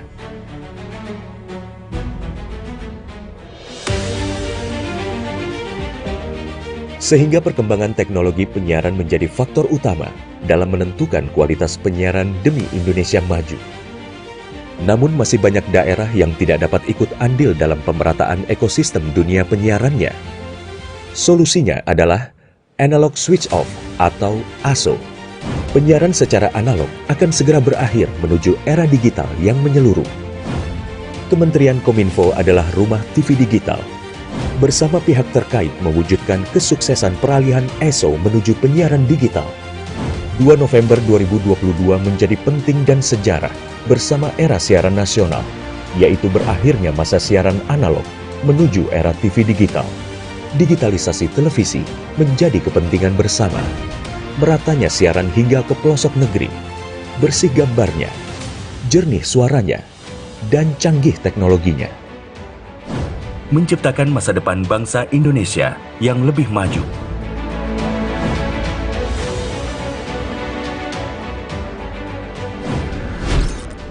Halo semuanya, aku Modi, maskot TV Digital Indonesia. Aku akan membantu semua orang menuju migrasi TV digital. Di mana?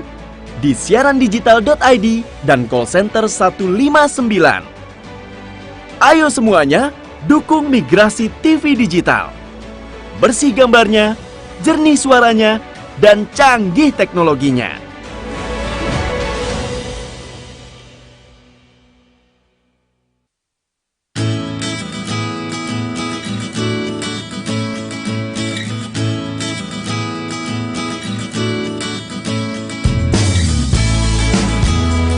Dinas Pekerjaan Umum mempunyai tugas membantu wali kota melaksanakan urusan pemerintahan bidang pekerjaan umum yang menjadi kewenangan daerah dan tugas pembantuan yang ditugaskan kepada daerah. Selain itu, dalam mewujudkan visi dan misi infrastruktur kepewaan yang berkualitas dan berkearifan lokal, Dinas Pekerjaan Umum Kota Makassar memiliki 4 program unggulan. Antara lain, Gerakan Sapu Lobang, Drinking Water, Menuju 0% Genangan, dan Smart PJU. Untuk mewujudkan Makassar menuju kota dunia, tentunya kita harus menyiapkan infrastruktur yang berkualitas dunia.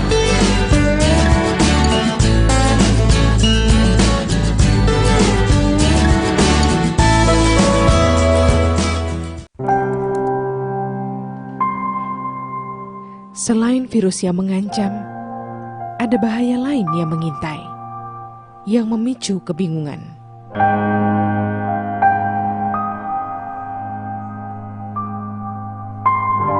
Menghapus rasa percaya,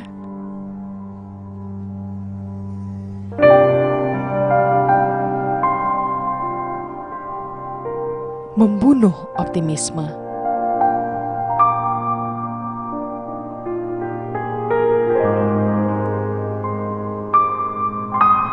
Membangun rasa curiga. Ribuan hoaks yang beredar menghambat penanggulangan pandemi. Saring-saring dahulu, sebar-sebar kemudian. Kalau dapat informasi, tahan dahulu. Cek faktanya, baru disebar. Stop hoax dari sekarang. Kesehatan pulih, ekonomi bangkit. Jaringan media.co.id adalah portal media informasi atau media cyber yang menggabungkan antara seluruh media Fajar Group, media WSM Group, media Jawa Post Group. Jaringan media.co.id menyajikan berbagai berita dari seluruh penjuru Indonesia dengan berbentuk video dan tulisan. Dalam portal jaringan media.co.id juga menyajikan siaran televisi lokal swasta dari berbagai daerah di Indonesia dengan khas konten lokalnya masing-masing. Dan Anda pun dapat mendengarkan live streaming radio. Klik jaringan media.co.id dan seluruh kebutuhan berita Anda akan terpenuhi.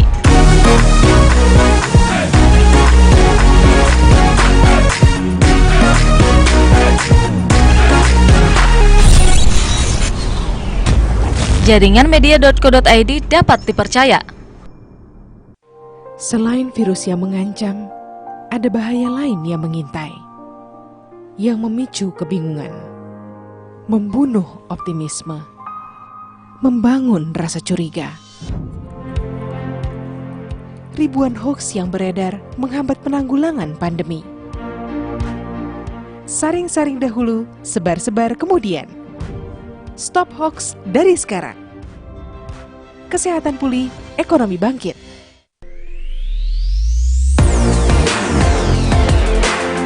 Kini, jaringan media.co.id hadir dalam bentuk aplikasi di Play Store.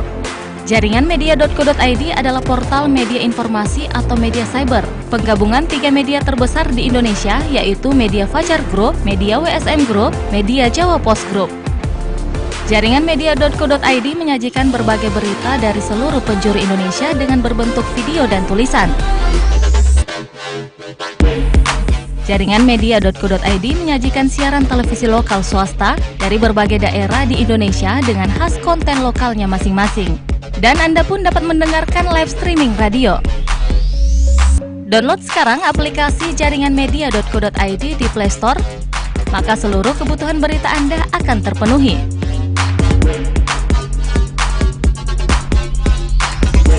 Jaringan media.co.id dapat dipercaya. Iya, jadi ya berarti kumpulnya. Oke, bye. Kok jadi ngumpul sih, Bu? Kan masih COVID. Ih, cuma kita-kita aja, kan masih keluarga. Kumpul keluarga sih kumpul keluarga. Jangan sampai ngumpul virusnya. Bu, aku pergi ya. Teman-teman udah pada nunggu nih. Yakin mau pergi? Nongkrongnya si asik, jangan sampai pulangnya bawa penyakit. Pak, Iya sayang. jangan sampai bawa pulang virusnya ya. Iya sayang. Pulang jam berapa, Nak? Kok maskernya nggak dipakai? Iya, ini aku lagi makan-makan sama temen. Hati-hati ya, kamu yang abai. Jangan sampai ibu yang menuai. Waspadai klaster penyebaran COVID-19 di lingkungan terdekat. Selalu pakai masker, jaga jarak, cuci tangan pakai sabun, dan siap divaksinasi. Kesehatan pulih, ekonomi bangkit.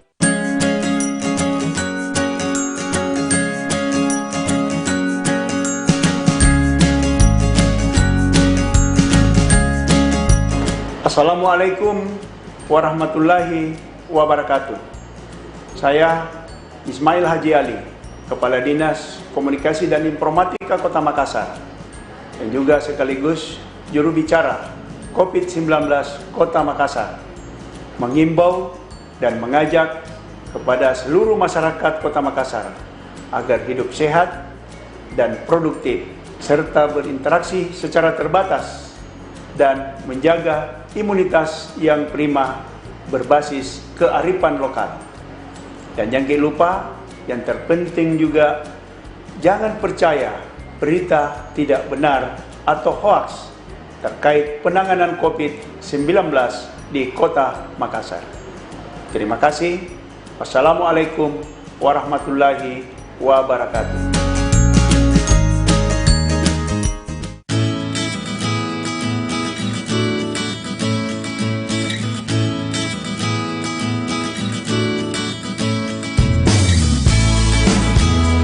Dinas Pekerjaan Umum mempunyai tugas membantu wali kota melaksanakan urusan pemerintahan bidang pekerjaan umum yang menjadi kewenangan daerah dan tugas pembantuan yang ditugaskan kepada daerah. Selain itu, dalam mewujudkan visi dan misi infrastruktur ke-PUan yang berkualitas dan berkearifan lokal, Dinas Pekerjaan Umum Kota Makassar memiliki 4 program unggulan. Antara lain, Gerakan Sapu Lobang, Drinking Water, Menuju 0% Genangan, dan Smart PJU. Untuk mewujudkan Makassar menuju kota dunia, tentunya kita harus menyiapkan infrastruktur yang berkualitas dunia.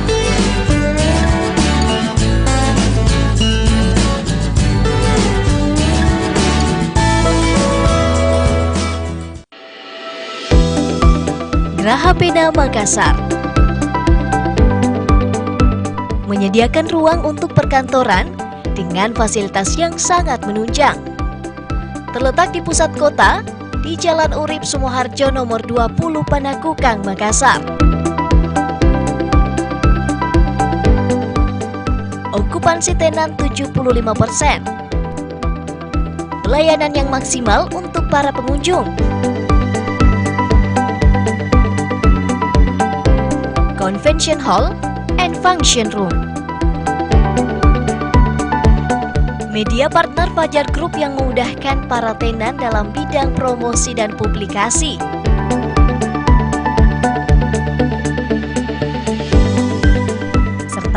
beverage seperti Pena Resto, GP Lounge, dan Pena Top Cafe dan Resto.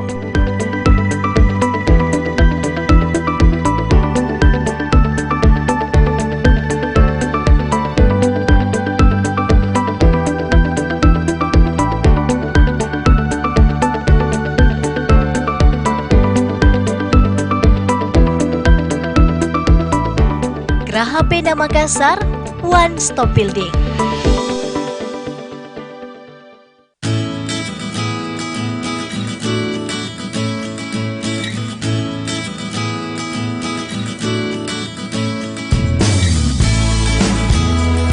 Dinas Pekerjaan Umum mempunyai tugas membantu wali kota melaksanakan urusan pemerintahan bidang pekerjaan umum yang menjadi kewenangan daerah dan tugas pembantuan yang ditugaskan kepada daerah. Selain itu, dalam mewujudkan visi dan misi infrastruktur kepewaan yang berkualitas dan berkearifan lokal, Dinas Pekerjaan Umum Kota Makassar memiliki 4 program unggulan. Antara lain, Gerakan Sapu Lobang, Drinking Water, Menuju 0% Genangan, dan Smart PJU. Untuk mewujudkan Makassar menuju kota dunia, tentunya kita harus menyiapkan infrastruktur yang berkualitas dunia.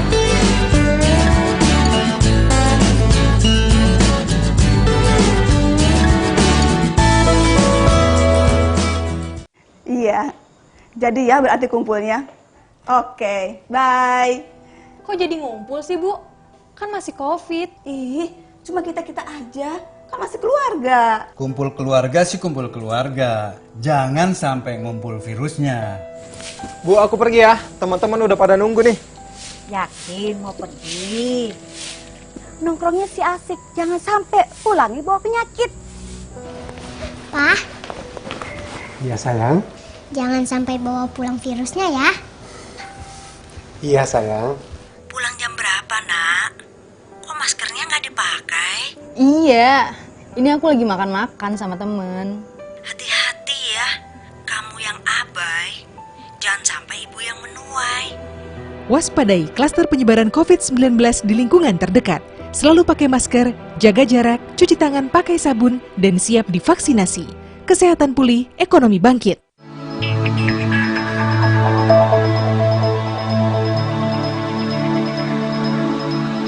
Anda suka olahraga bulu tangkis? Fajar Arena Badminton menyiapkan lapangan karpet yang berstandar nasional, memiliki fasilitas yang memadai, dan lokasi yang strategis di kota Makassar.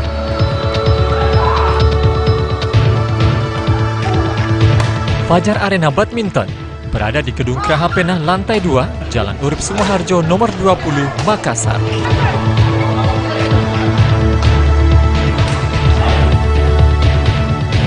Untuk informasi lebih lanjut, hubungi Erwin 089 636 930 220 atau Adi 085 298 840 159.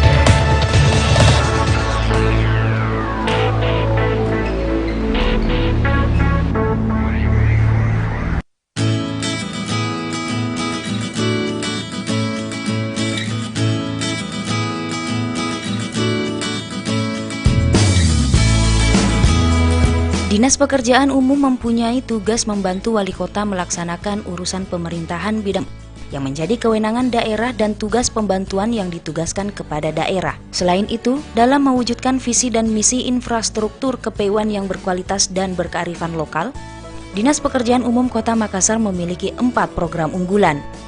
Antara lain, Gerakan Sapu Lobang, Drinking Water, Menuju 0% Genangan, dan Smart PJU.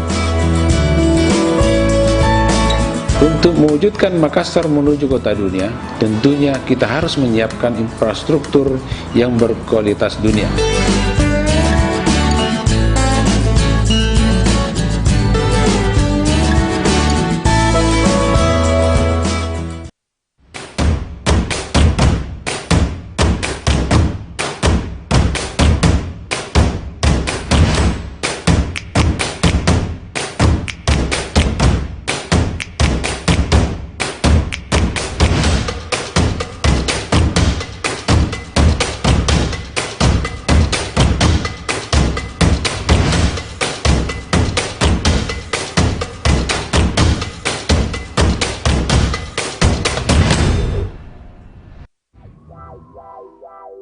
When I met you in the summer, to my heartbeat sound,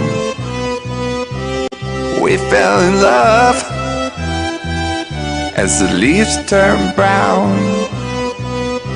And we could be together, baby, as long as skies are blue. You act so innocent now, but you lied so soon. When I met you in the summer. Pantai Marina, Bantaeng.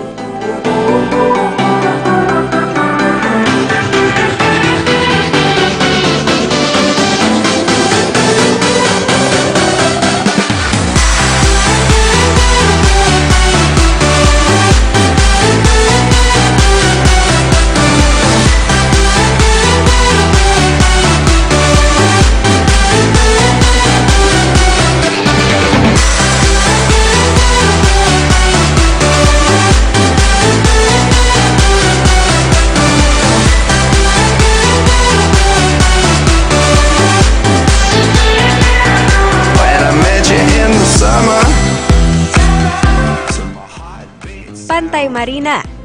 Begitulah lokasi ini disebut oleh masyarakat. Saat memasuki wilayah yang terletak di perbatasan Kabupaten Bantaeng dan Bulukumba tersebut, atau berjarak sekitar 24 km dari pusat kota Bantaeng, langsung disambut dengan gerbang berwarna cerah sesuai dengan kondisi yang ada di Pantai Marina.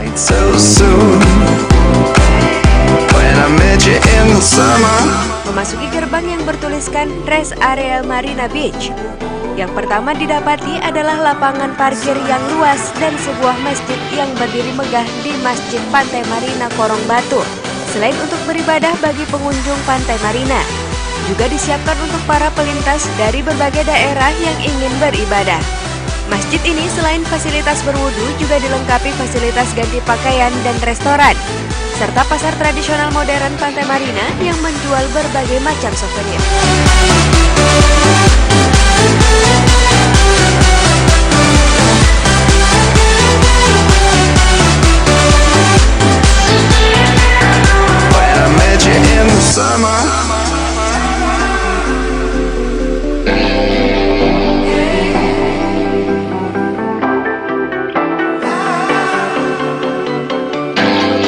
Marina menghadap ke Laut Flores tepat ke arah matahari tenggelam. Jadi, pemandangan saat matahari tenggelam atau sunset sambil menikmati debur ombak dan gelombang Laut Flores yang menerpa pesisir kota Bantaeng tentunya sangat mengasyikkan untuk dinikmati di pantai ini.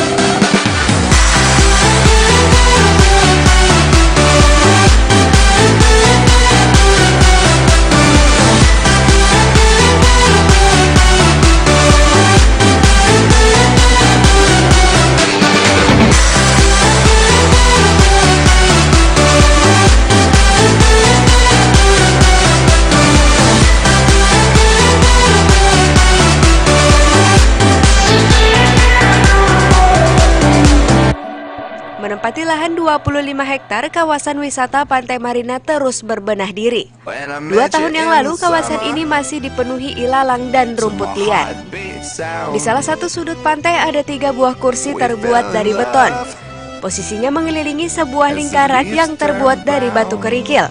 Dan ketika diperhatikan, batu kerikil itu dipasang dengan posisi berdiri tegak vertikal. Dan rupanya itu adalah sarana refleksi atau pijat telapak kaki, salah satu sarana yang ada di Pantai Marina.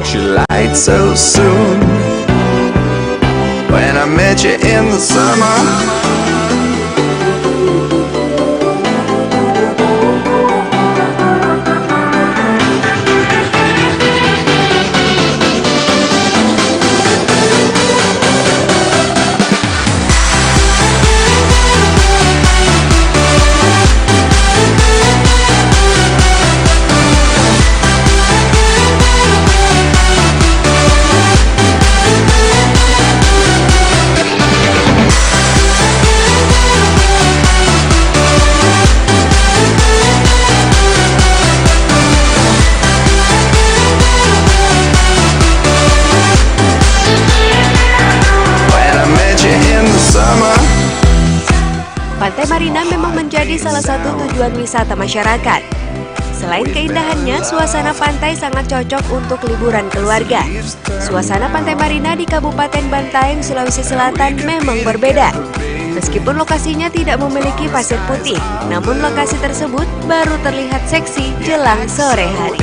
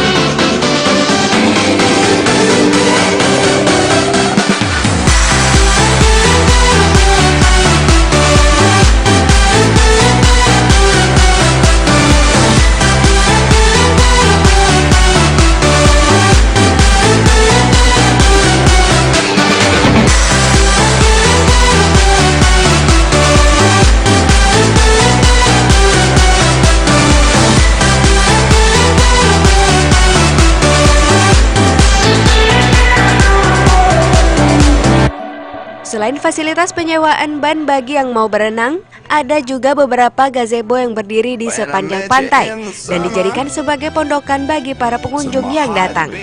Di belakang gazebo itu ada pedestrian yang tertata rapi untuk sarana bagi yang berjalan kaki. Selain itu, ada juga yang berjualan makanan dan minuman di tenda-tenda Pujasera. Warna-warni dari tenda-tenda tersebut menghadirkan kesan ceria di Pantai Marina. Pemerintah Kabupaten Bantaeng mengucurkan dana sekitar 7 miliar rupiah untuk melakukan perbaikan di lokasi rest area tersebut.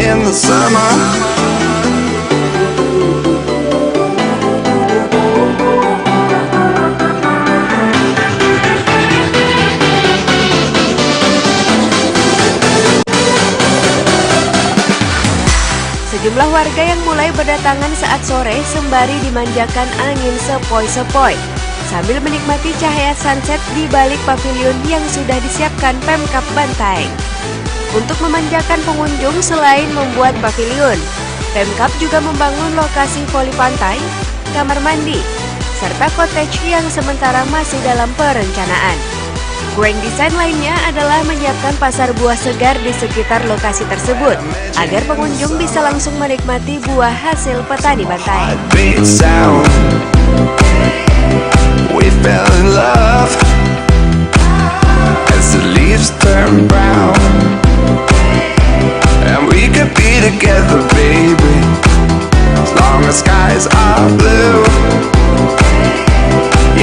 Semua fasilitas penunjang tersebut sudah dapat dinikmati mulai tahun 2012, termasuk cottage untuk penginapan. Di kawasan wisata Pantai Marina juga akan dibangun gedung pertemuan, restoran, dermaga jet ski atau hidrolik, kolam renang, stage terbuka, panggung pertunjukan, permainan olahraga pantai, warnet, wartel, dan juga villa.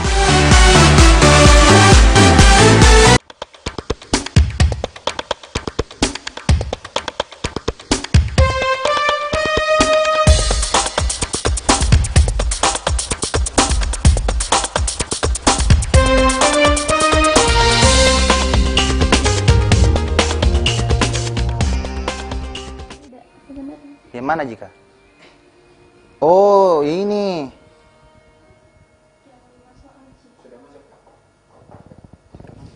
Oke. Ya, berjumpa lagi bersama kita di BLC bekerjasama dengan Fajar TV dan hari ini ya masih melanjutkan tryout CPNS 2021. Nah, tadi kita sudah melihat para peserta ya sudah menyelesaikan soal-soalnya. Nah, pasti para peserta penasaran nih gimana sih hasilnya dan apakah hasilnya memuaskan sehingga bisa memungkinkan agar bisa lulus pada tes CPNS yang sebenarnya ya nanti di tahun ini juga. Nah, maka teman-teman semua hari ini kita akan mulai siap-siap untuk membahas soal yang telah dikerjakan oleh teman-teman dan luar biasanya hari ini kita akan membahas tipe soal yang betul-betul ini pernah keluar di tahun 2019 pada tes CPNS tahun tersebut. Nah, maka hari ini kita akan menjelaskan mulai dari soal TWK ya. Jadi sebentar kita akan menjelaskan juga soal TIU perihal numerik. Nah, ini yang biasa bikin pusing nih. Nah, dan bagaimana dengan soal-soal TWK? Jadi kita sekarang sedang bersiap-siap ya, Tentor berada di samping saya sekarang sedang mempersiapkan materinya, dan buat Anda yang ingin mengajak saudaranya boleh ngecek langsung di Fajar TV channel di YouTube. Silakan share linknya, dan pembahasan soal ini tidak akan diulang ya. Jadi Anda boleh mengajak ya, Anda boleh mengajak saudara ya, keluarga ya, adik, kakak, sepupu gitu ya, atau temannya yang juga sealumni yang pengen juga daftar untuk menjadi abdi negara. Dan semoga teman-teman bisa juga merasakan, oh begini tuh kalau mengerjakan soal, oh begini tuh soal-soalnya yang dibahas oleh para tentor di Bintaro Learning Center yang akurasinya sangat persis sama, hampir sama dengan soal-soal yang keluar di tahun 2019. Karena kenapa teman-teman semua udah banyak banget yang lulus, bahkan salah satu alumni BLC ya, Bintaro Learning Center itu mendapatkan nilai tertinggi dan Masya Allah beliau lulus menjadi PNS. Wah, pasti itulah keinginan kita, dan saya mendoakan semoga teman-teman yang menyimak ya dan menonton ya di televisi, di Fajar TV, dan juga teman-teman yang ada di YouTube sama di Zoom, mudah-mudahan bisa mendapatkan manfaat dan teman-teman bisa mendapatkan nilai terbaik nanti pada saat tes CPNS yang sesungguhnya ya. Kali ini kita akan masih try out. Alright. Nah, saya menunggu kode apakah tentornya sudah siap materinya, karena kita akan mulai mendapatkan materi langsung dari tentor yang saya akan perkenalkan sebentar. Seorang wanita, dan beliau ini namanya Sri Wahyuningsih, seorang sarjana pendidikan, dan insya Allah sebentar soal TWK akan dibahas oleh tentor kita ya. Kalau sudah siap, by the way, gimana Kak Sri? Sudah siap? Oke. Nah, saya akan unmute terlebih dahulu untuk tentor kita. Tunggu ya. Silakan ditayangkan, dinyalakan videonya. Ya. Di oke dulu kayaknya ya. Ini share. Ya. Ya, share.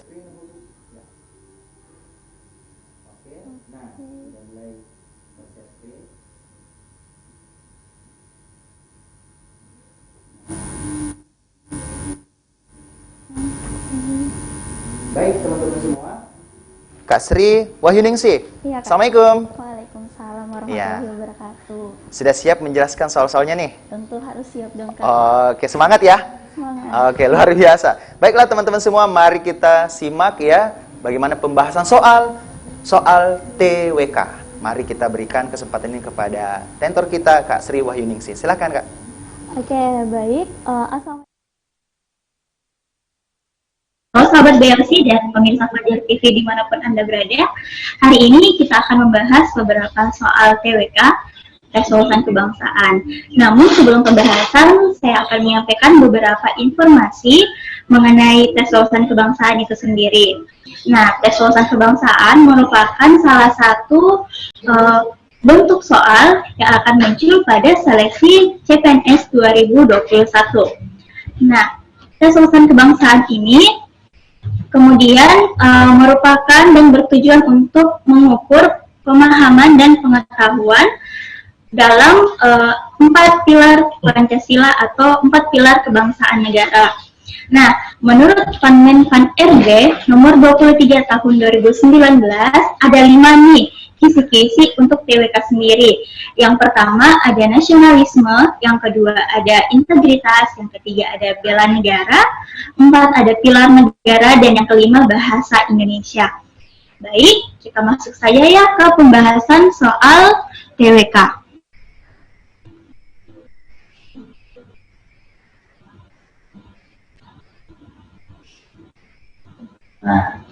Oke, untuk soal nomor 1.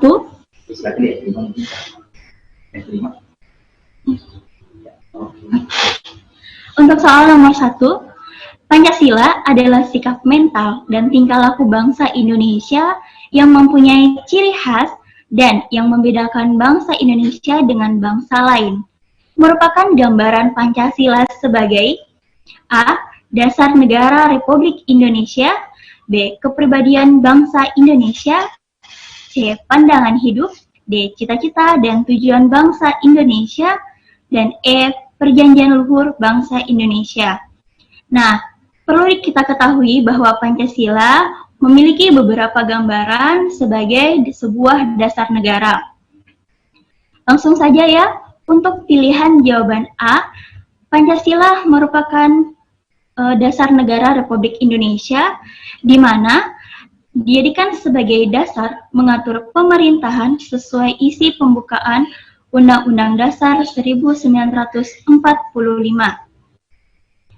Untuk pilihan jawaban B, kepribadian bangsa Indonesia, di mana Pancasila dijadikan sebagai contoh sikap mental dan tingkah laku yang mempunyai ciri khas dan menjadi pembeda Indonesia dengan bangsa yang lain.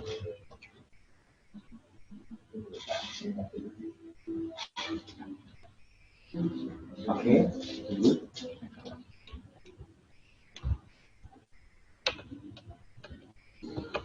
Ini di share dulu. Oke, ini harusnya tertinggal dulu ya. Mana tadi?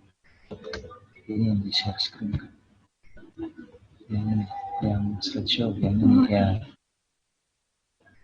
Oke, lanjut ya. Tadi sudah masuk ke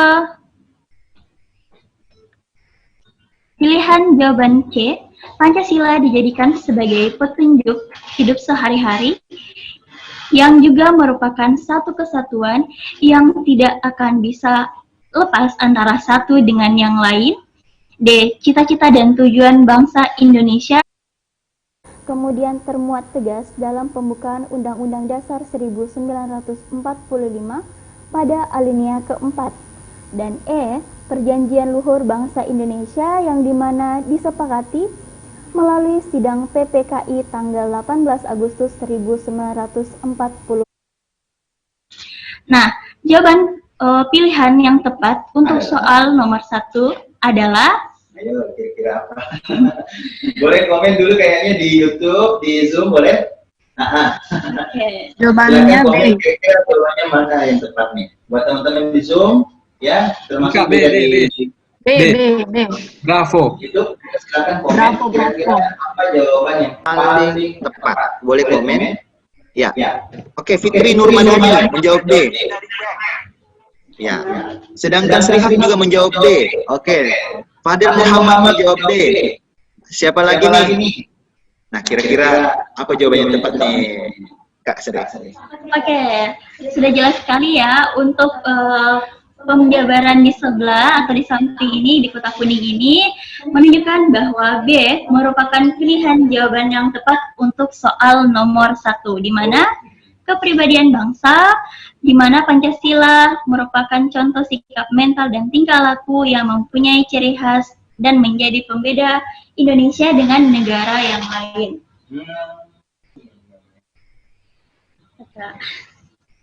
Jadi kira-kira jawabannya yang benar nggak nih di waktu tryout tadi? Oke, semoga banyak yang benar ya. Oke, kita lanjut saja ya Kak untuk soal nomor 2. Kausa berikut ini yang membutuhkan kausa sambungan adalah A. Kausa materialis, B. Causa finalis, C. Causa efisien, D. Causa formalis, E. Causa efisien dan formalis. Baik, langsung saja ya kita bahas untuk pilihan jawaban A. Untuk causa sendiri, causa merupakan asal-muasal atau sebab terjadinya. Oke, untuk causa materialis. Jadi, causa materialis adalah asal mula bahan di mana Pancasila digali dari nilai masyarakat yang terdapat dalam adat kebiasaan, kebudayaan, dan agama bangsa Indonesia itu sendiri. Selanjutnya, B. Causa finalis, yang mana asal mula tujuan Pancasila hendak dijadikan sebagai dasar negara untuk sampai ke causa finalis tersebut diperlukan causa sambungan. C. Asal mula karya, di mana causa efisien ini merupakan hasil yang ditetapkan oleh PPKI Pancasila sebagai calon dasar negara disahkan menjadi dasar negara. D. Causa formalis, yaitu asal mula bentuk, di mana dibentuk dan dimuat rumusannya dalam pembukaan Undang-Undang Dasar 1945. E. Causa efisien dan formalis, itu tidak ada ya, karena untuk susunan causa sendiri, jadi causa itu ada susunannya ya. Yang pertama adalah causa materialis, yang kedua adalah causa formalis, oke, yang ketiga causa efisien, dan yang keempat atau terakhir ini Kak adalah causa finalis. Itu urutannya ya? Iya, ada urutannya. Jadi memperjelas, urutan yang pertama adalah pilihan jawaban A, urutan kedua adalah pilihan jawaban D, dan urutan ketiga adalah pilihan jawaban C, dan yang terakhir adalah urutan pilihan jawaban B.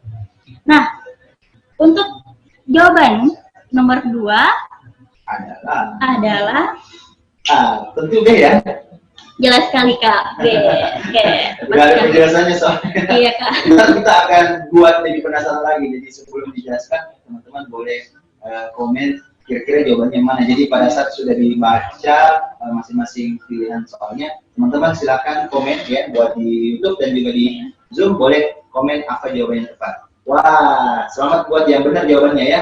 Causa finalis. Finalis ya. Oke. Jadi kita tampilkan dulu soalnya, teman-teman jawab, lalu kita bahas ya untuk soal nomor 3.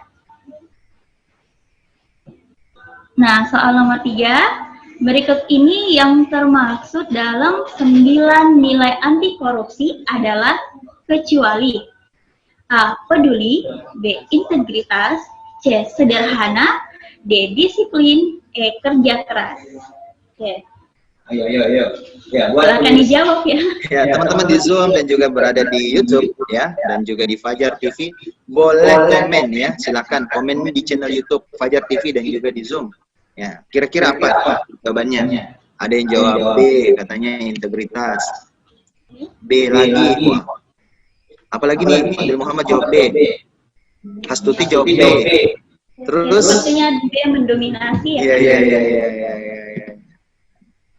Oke. Kira-kira apa jawabannya nih Kak? Oke, kita bahas ya untuk soal nomor 3. Jadi, soal nomor 3 adalah 9 nilai anti korupsi. Yang mana ke-9 nilai ini, yang pertama ada nilai kejujuran, yang kedua ada peduli, ketiga mandiri, 4 disiplin, 5 sederhana, 6 adil, 7 kerja keras, 8 berani, dan yang terakhir atau yang ke-9 tanggung jawab. Jadi kita cross check ya. Untuk peduli ada ya, integritas ada tidak? Oke, tidak ada. Kita cek lagi siapa tahu ada yang tidak ada. Sederhana ada. Disiplin mana nih? Oke, ada ya. Terus kerja keras ada. Jadi untuk pilihan jawaban yang tepat untuk soal nomor 3 adalah B, integritas. Oke. Karena ada kata kecuali, jadi pastikan teman-teman peka nih dengan soal-soal kayak gini ya. Iya. Harus lebih teliti lagi. Iya, ya sampai ada yang salah jawab, padahal ini kan ada kata kecualinya. Nah, keren Kak, mantap. Masih ada soal berikutnya lagi Kak ya? Masih ada dong Kak. Oke, kita tampilkan soal nomor 4. Soal nomor 4, nasionalisme, di mana negara memperoleh kebenaran politik dari budaya bersama dan bukannya sifat keturunan seperti warna kulit, ras, dan sebagainya, adalah nasionalisme. A. Kenegaraan, B. Kewarganegaraan, C. Agama, D. Budaya, E. Organik. Mudah-mudahan gak ada yang jawab organik. Yang jawab, sudah ada yang jawab tadi, Rizka menjawab budaya. Ayo teman-teman yang lain boleh komen, silakan komen di YouTube sama di Zoom. Anda jawab apa nih? Ada yang jawab D, budaya juga. Oke, Fitri Nurmadiani menjawab D. Nah, siapa lagi yang jawab jawaban untuk soal nomor 4? Silakan. Nah, ini rata-rata banyak yang benar ya. Mudah-mudahan benar juga nih jawabannya. Ayo silakan, ayo. Teman-teman komen dulu, saya kasih waktu 5 detik lagi. 5, 4, 3, 2, 1. Oke, silakan Kak Sri. Oke, untuk soal nomor 4 kita bahas ya. Jadi salah satu tadi dari 5 kisi-kisi Permenpan RB mengenai soal TWK adalah nasionalisme. Nah, nomor 4 ini adalah bentuk soal yang menunjukkan sisi nasionalisme. Nah, kita bahas yang pertama, jadi ada nasionalisme itu ada beberapa bagian atau bentuk atau macam ya. Yang pertama, nasionalisme kenegaraan, di mana masyarakat memiliki perasaan nasionalitas yang kuat dan diberi keutamaan mengatasi hak universal dan kebebasan. Yang kedua, nasionalisme kewarganegaraan, di mana negara memiliki kebenaran politik dari keikutsertaan rakyatnya, kehendak rakyat, dan perwakilan politik. Nah, untuk nasionalisme kewarganegaraan lebih populer disebut sebagai nasionalisme demokrasi. Untuk pilihan C, nasionalisme agama, di mana negara memiliki legitimasi politik dari adanya persamaan agama. D, nasionalisme budaya, di mana negara memperoleh kebenaran politik dari budaya bersama dan bukannya sifat keturunan seperti warna kulit, ras, dan sebagainya. E, organik. Nasionalisme organik adalah nasionalisme di mana negara memiliki kebenaran politik secara organik, yakni berupa hasil dari suatu bangsa atau ras menurut semangat romantisme. Nah, semangat romantisme ini menurut kesamaan menurut kesamaan sejarah ya, ketika negaranya itu sama-sama pernah dijajah oleh semisal Belanda gitu ya. Oke, jadi jawaban untuk soal nomor 4 adalah jelas ya, D, nasionalisme budaya. Oke. Berarti beruntung yang jawab ya D ya, alhamdulillah. Oke.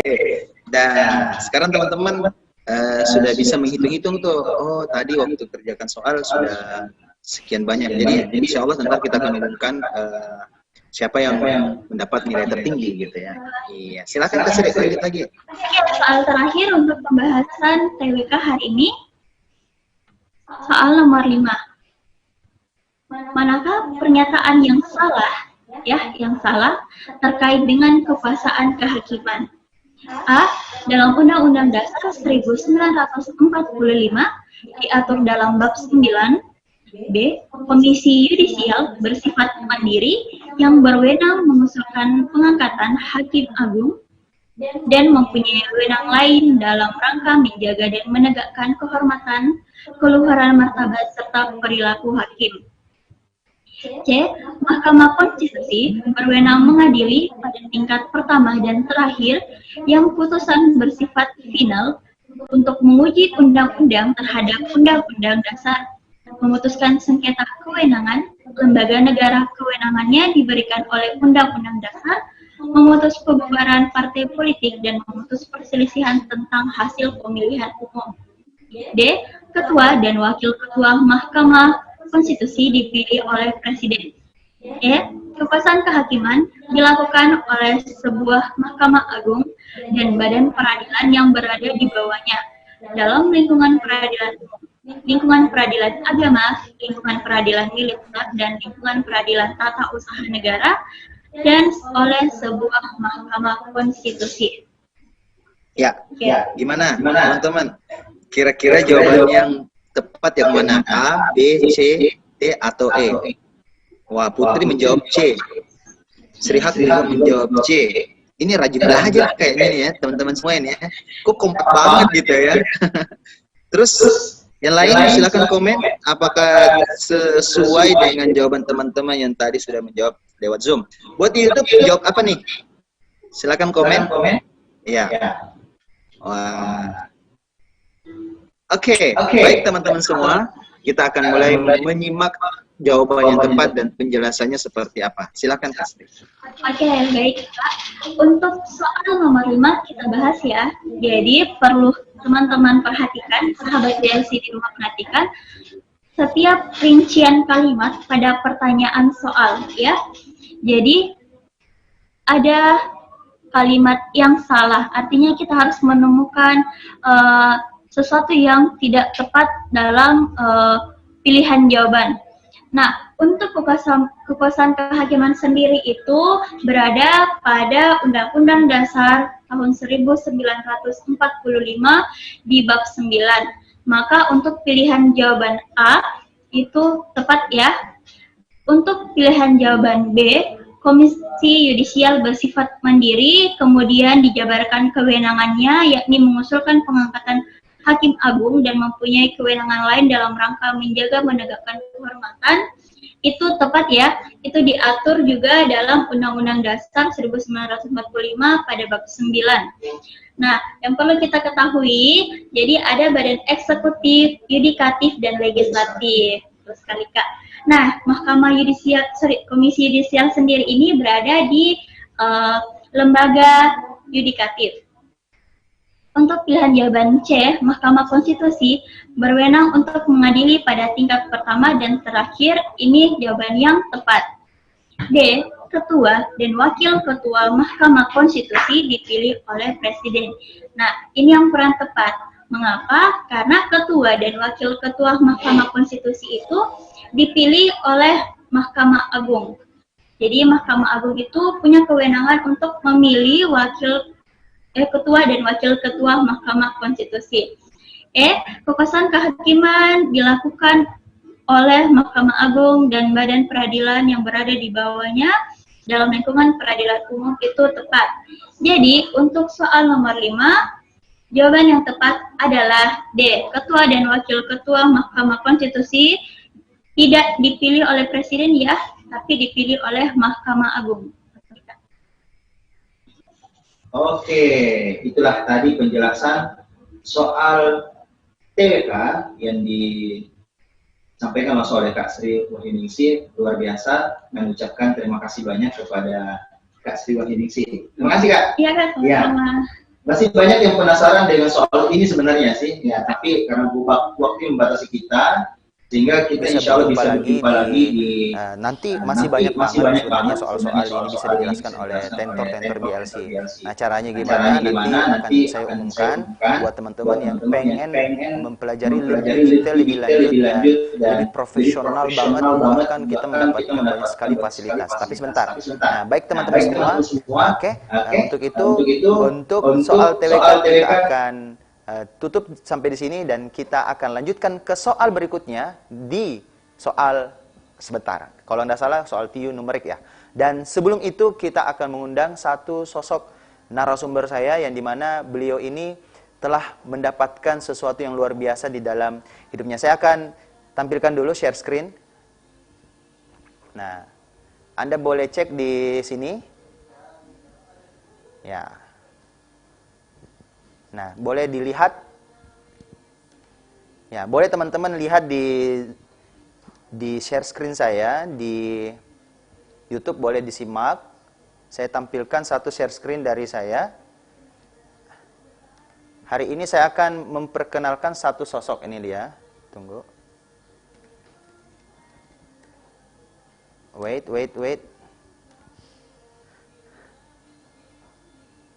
Oke, tunggu ya, saya slideshow dulu. Ini dia. Orangnya masih sangat mudah sekali. Dan saya kasih tahu teman-teman semua ya, orang ini yang lulus mendapatkan nilai tertinggi waktu tes CPNS 2019. Wow, namanya siapa? Orangnya ini kayak gini nih. Wah, Masya Allah. Lihat teman-teman semua, boleh ditayangkan di YouTube sama di namanya adalah Andi Rida Lestari. Nah, kita akan berkenalan langsung dengan sosok wanita ini. Saya akan wawancara langsung, tapi sebentar setelah pesan-pesan berikut ini. Jangan kemana-mana, tetap di Fajar TV.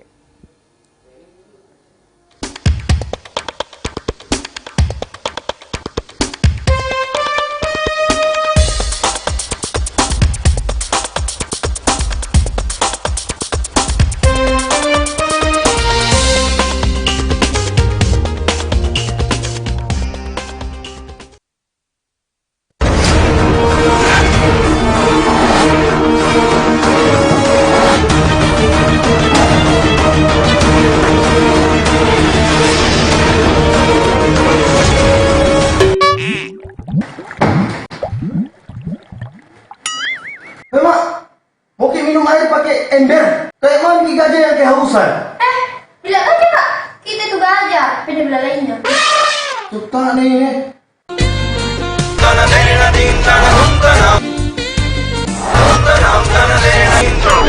Mama, habis kain kah? Kita itu nggak pernah bayar PDAM. Kenapa kau Cika? Nggak jalan ini akhirnya. Ayo dulu kedua. Wait, hema-hema mau juga kayak saya, macam airku di dalam. Oh iya di, disegel ki. Hah? Masa? Tuh, udah bisa melihat. Hema mau pandai. Weh, dah mau ke dulu hema belum pi bersih dulu weh.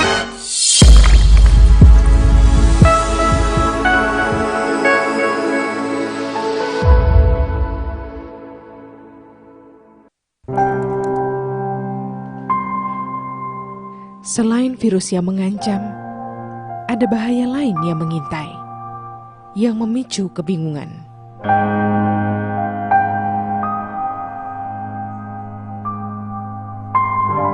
Menghapus rasa percaya,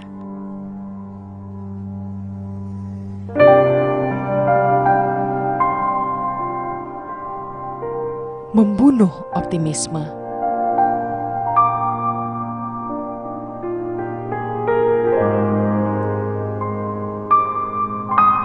Membangun rasa curiga. Ribuan hoaks yang beredar menghambat penanggulangan pandemi. Saring-saring dahulu, sebar-sebar kemudian. Kalau dapat informasi, tahan dahulu. Cek faktanya, baru disebar. Stop hoaks dari sekarang. Kesehatan pulih, ekonomi bangkit.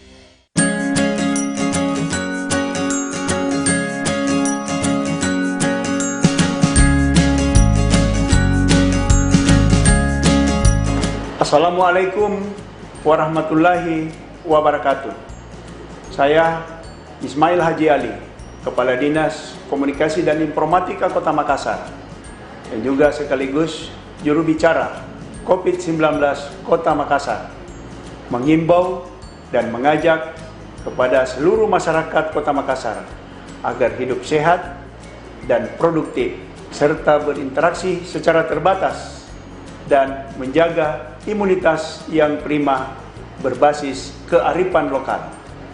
Dan jangan lupa, yang terpenting juga, jangan percaya berita tidak benar atau hoaks terkait penanganan COVID-19 di Kota Makassar.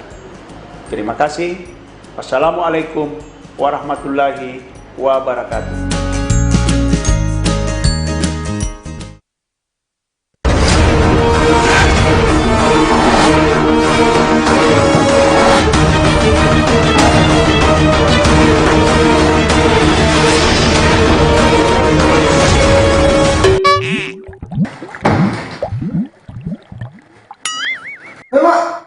Mungkin minum air pakai ember. Kayak mami gajah yang kehausan. Bilang aja kak, kita itu gajah, beda belalainya. Tutak nih.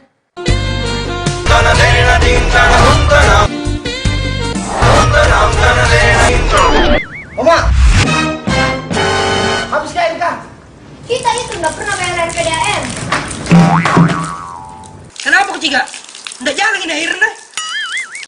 dulu kau Weh, hemat-hemat mau juga kayak saya, macam airku di dalam. Oh iya, Dik. Disegel, Ki. Hah? Masa? Tuh, udah bisa melihat. Hemat mau pandai.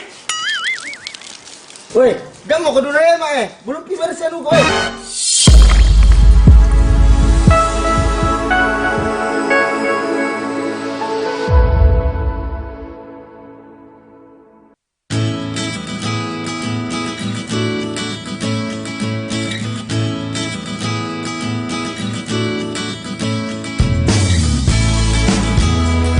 Dinas Pekerjaan Umum mempunyai tugas membantu wali kota melaksanakan urusan pemerintahan bidang pekerjaan umum yang menjadi kewenangan daerah dan tugas pembantuan yang ditugaskan kepada daerah. Selain itu, dalam mewujudkan visi dan misi infrastruktur kepewaan yang berkualitas dan berkearifan lokal, Dinas Pekerjaan Umum Kota Makassar memiliki 4 program unggulan. Antara lain, Gerakan Sapu Lobang, Drinking Water, Menuju 0% Genangan, dan Smart PJU. Untuk mewujudkan Makassar menuju kota dunia, tentunya kita harus menyiapkan infrastruktur yang berkualitas dunia.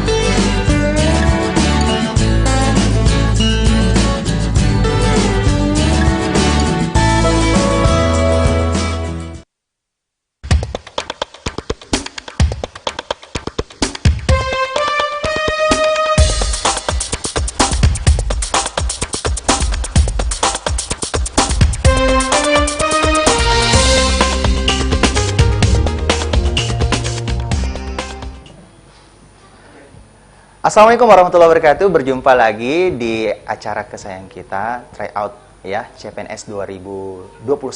Nah, kali ini saya sudah dibersamai oleh seorang wanita yang luar biasa. Kenapa saya katakan luar biasa? Karena betapa banyak wanita-wanita muda ingin sekali membuktikan kebahagiaan untuk kedua orang tuanya, untuk keluarganya, dan juga membuktikan bagaimana sosok seorang wanita pun itu sebenarnya diidentikan dengan ilmu, diidentikan dengan madrasah, diidentikan dengan belajar.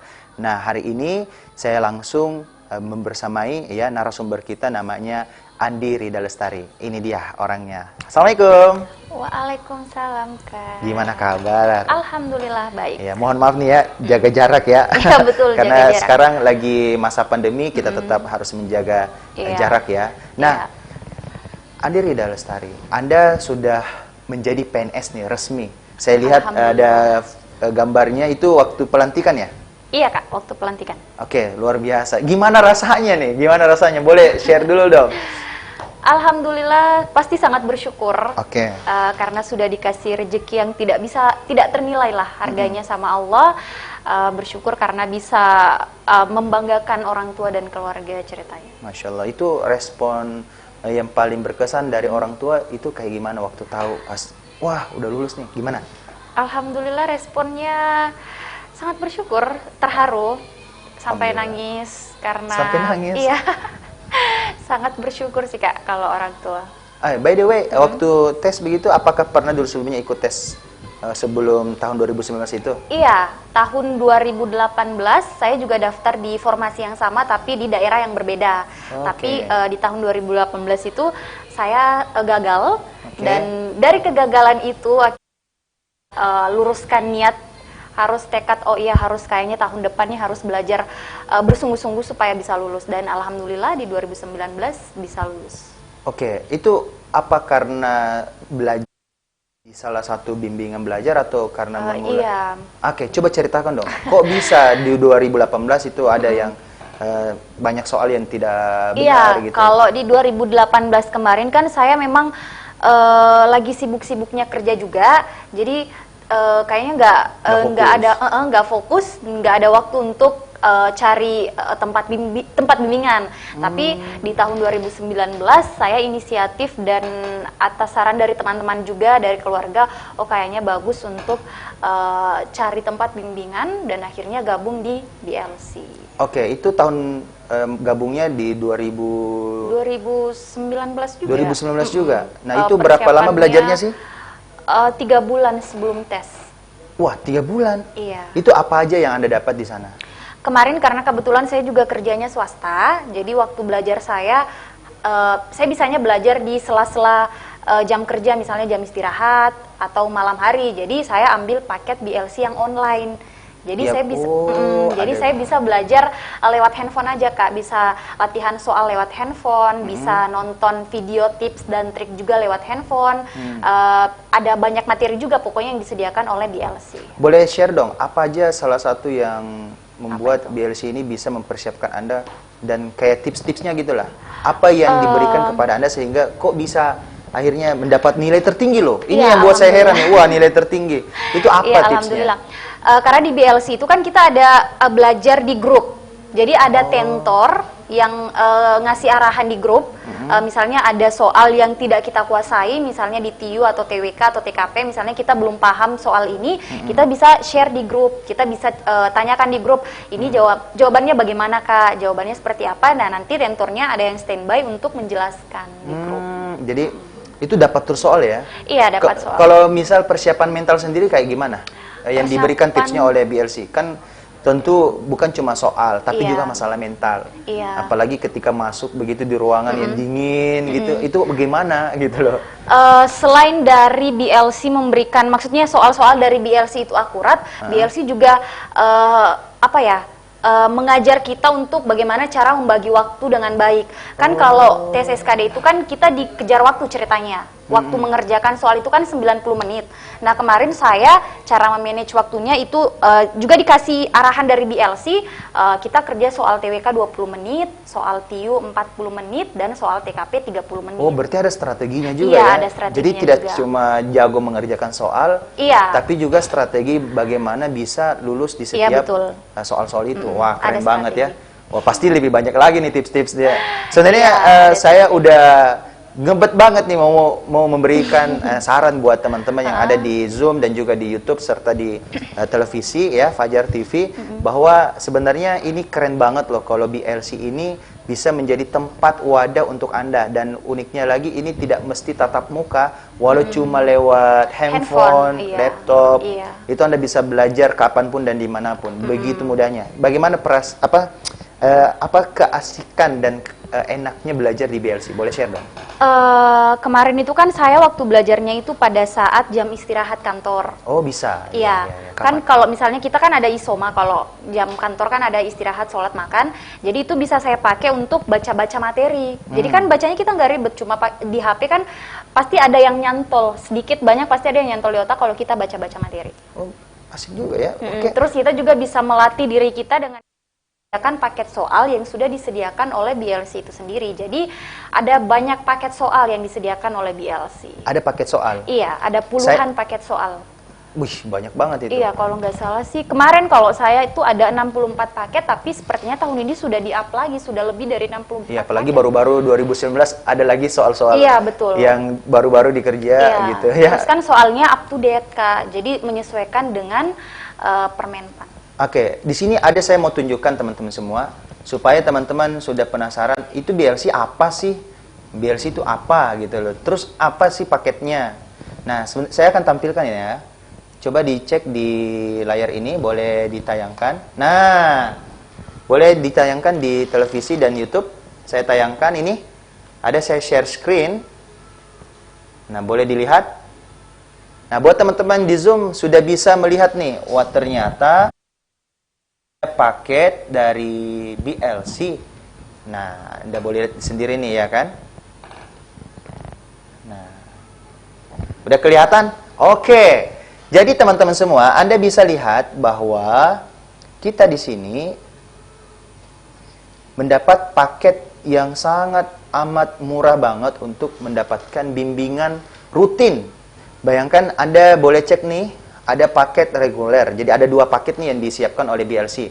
Di sini ada 10 materi berupa e-book, dan e-booknya ini kalau saya waktu itu ngecek ini harganya luar biasa, ratusan ribu rupiah. Terus ada 1000 video materi pembelajaran, ada 50 itu 5.000 ya, 5.000 soal SKD. Terus ada video pembahasan pola soal.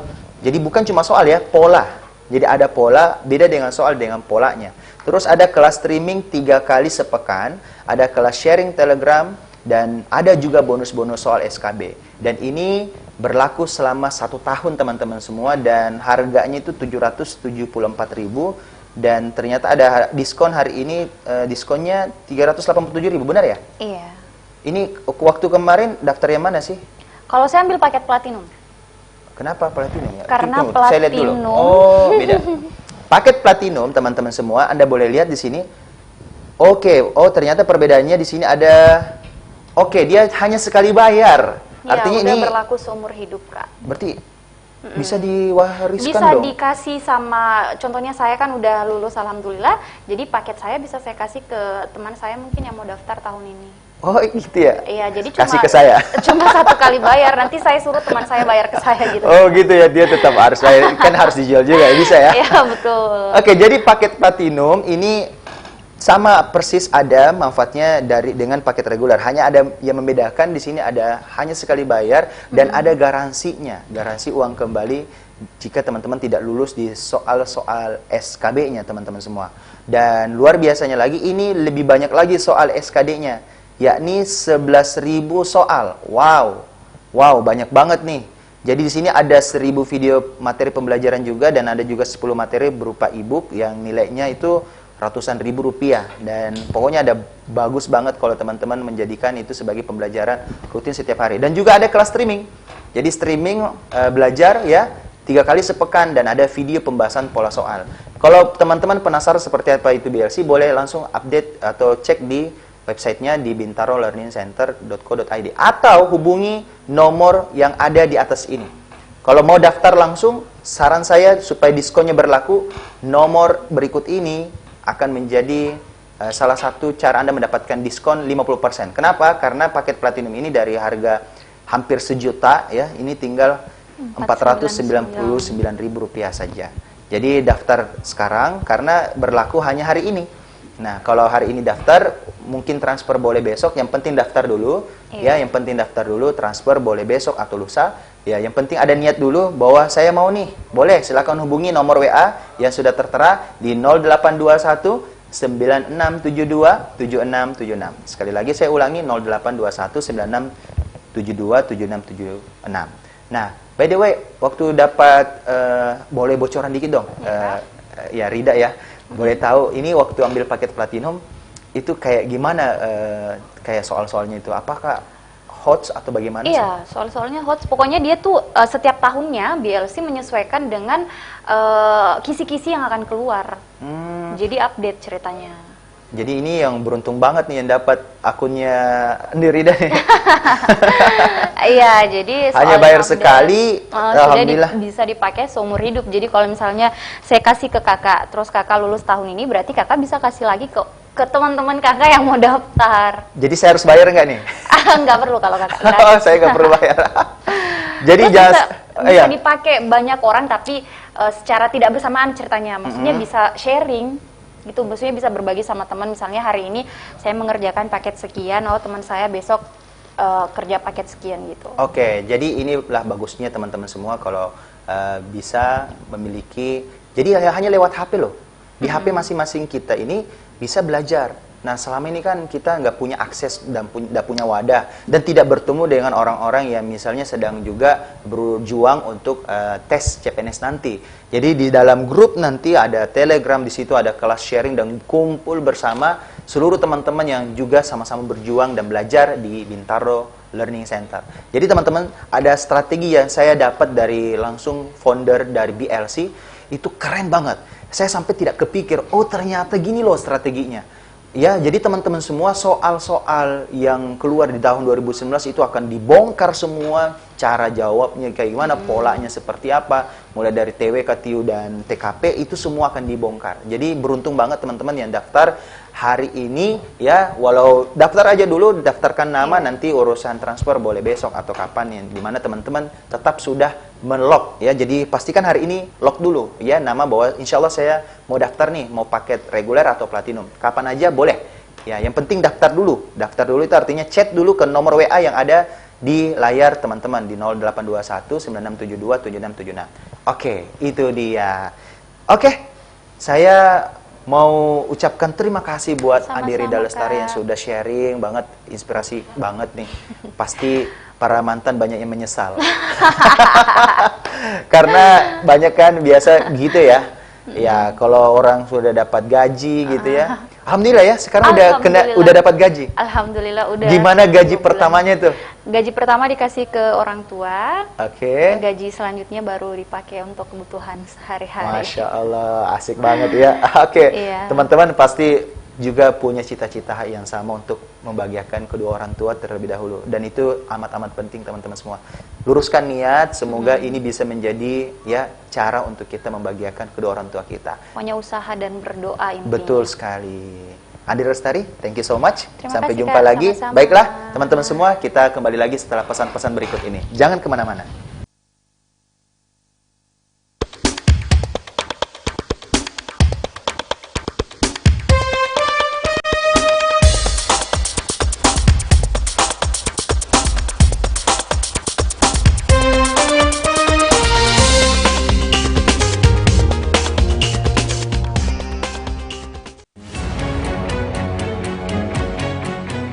Pandemi COVID ini kita jadikan momentum untuk melakukan percepatan transformasi digital. Era TV digital ini sudah di depan mata. Yang penting untuk masyarakat itu kualitas siarannya bagus. Bagi industri televisi itu sendiri atau penyiaran itu sendiri, agar segmentasi pasarnya nggak tergerus.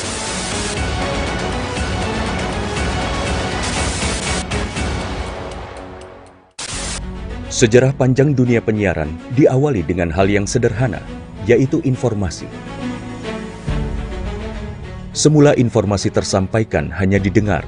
Seiring waktu perkembangannya, informasi tidak hanya dapat didengar, melainkan dapat dilihat asal kejadian informasi itu melalui pesawat televisi.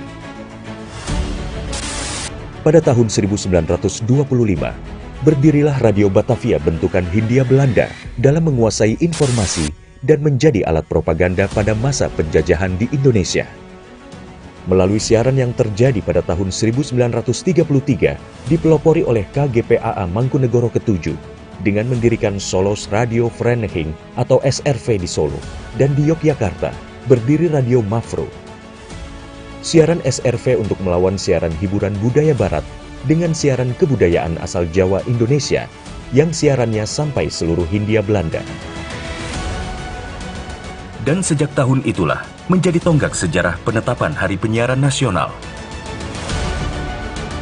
Pada tahun 1945, lahirlah Radio Republik Indonesia, dan di mana teks proklamasi tersiarkan ke pelosok negeri yang menyatakan Indonesia merdeka. Sejarah dari dunia televisi adalah pada tahun 1962, di mana TVRI sebagai televisi pertama Indonesia yang mengudara dan menyiarkan langsung pembukaan Asian Games keempat di Indonesia. Hingga saat ini, Hari Siaran Nasional telah menginjak masa 88 tahun sebagai saksi dunia penyiaran Indonesia.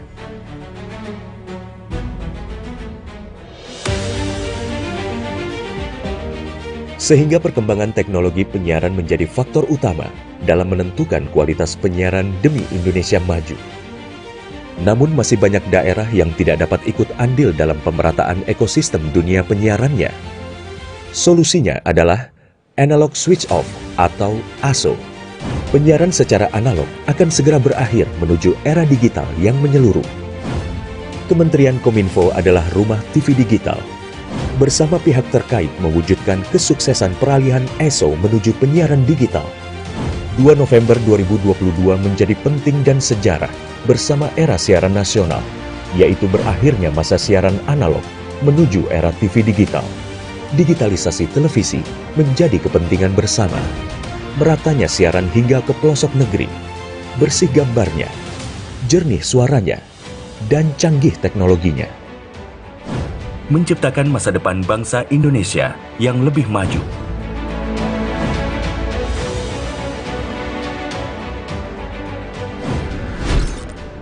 Halo semuanya, aku Modi, maskot TV Digital Indonesia. Aku akan membantu semua orang menuju migrasi TV digital. Di mana? Di siarandigital.id dan call center 159. Ayo semuanya, dukung migrasi TV digital. Bersih gambarnya, jernih suaranya, dan canggih teknologinya.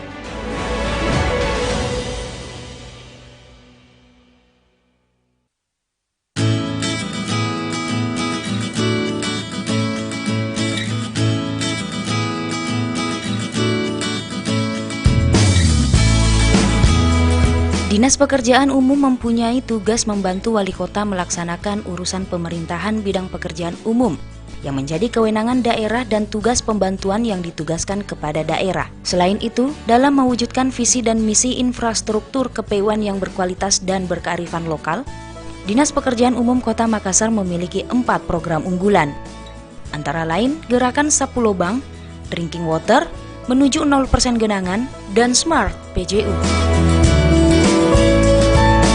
Untuk mewujudkan Makassar menuju kota dunia, tentunya kita harus menyiapkan infrastruktur yang berkualitas dunia.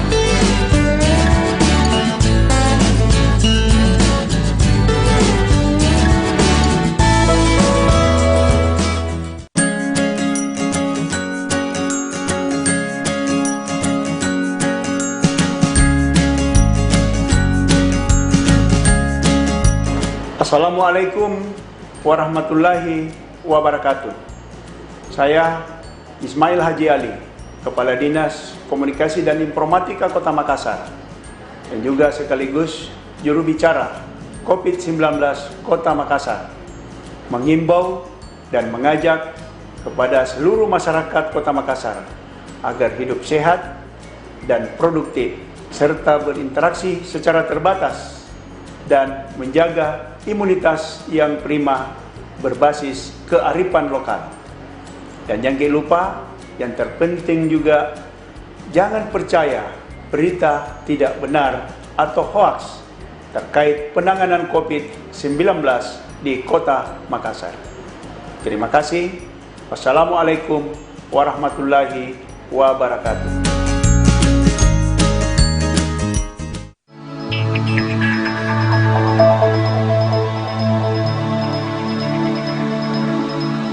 Anda suka olahraga bulu tangkis?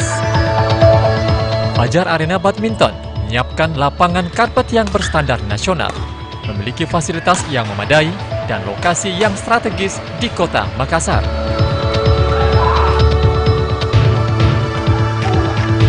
Fajar Arena Badminton berada di Gedung Krahapena lantai 2, Jalan Urip Sumoharjo nomor 20, Makassar.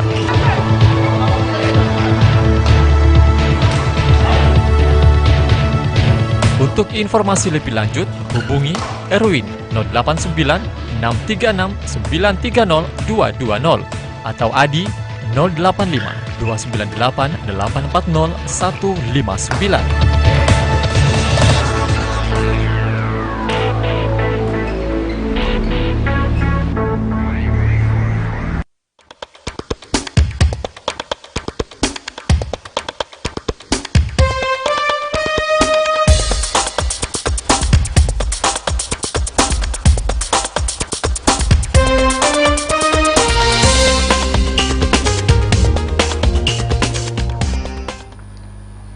Masih bersama saya teman-teman semua, Sarwandi Eka Sarbini. Nah, di mana kali ini kita akan melanjutkan ya pembahasan soal yang dimana pembahasan soal yang sebelumnya kita sudah membahas tentang TWK. Nah, kali ini kita akan bahas tentang soal TIU, yang dimana ini masalah yang paling banyak orang stres, pusing gitu. Apa itu?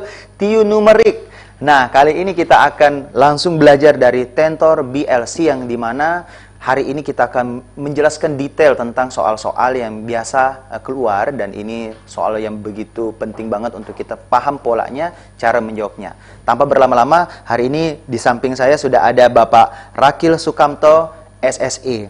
Beliau adalah Tentor TIU numerik. Assalamualaikum, Pak. Waalaikumsalam warahmatullahi wabarakatuh, Mas. Sudah siap Pak untuk menjelaskan soalnya? Insya Allah. Semangat, Pak? Semangat. Masya Allah. Kalau begitu, teman-teman semua, mari kita berikan kesempatan ini kepada beliau. Tafadhol. Silakan.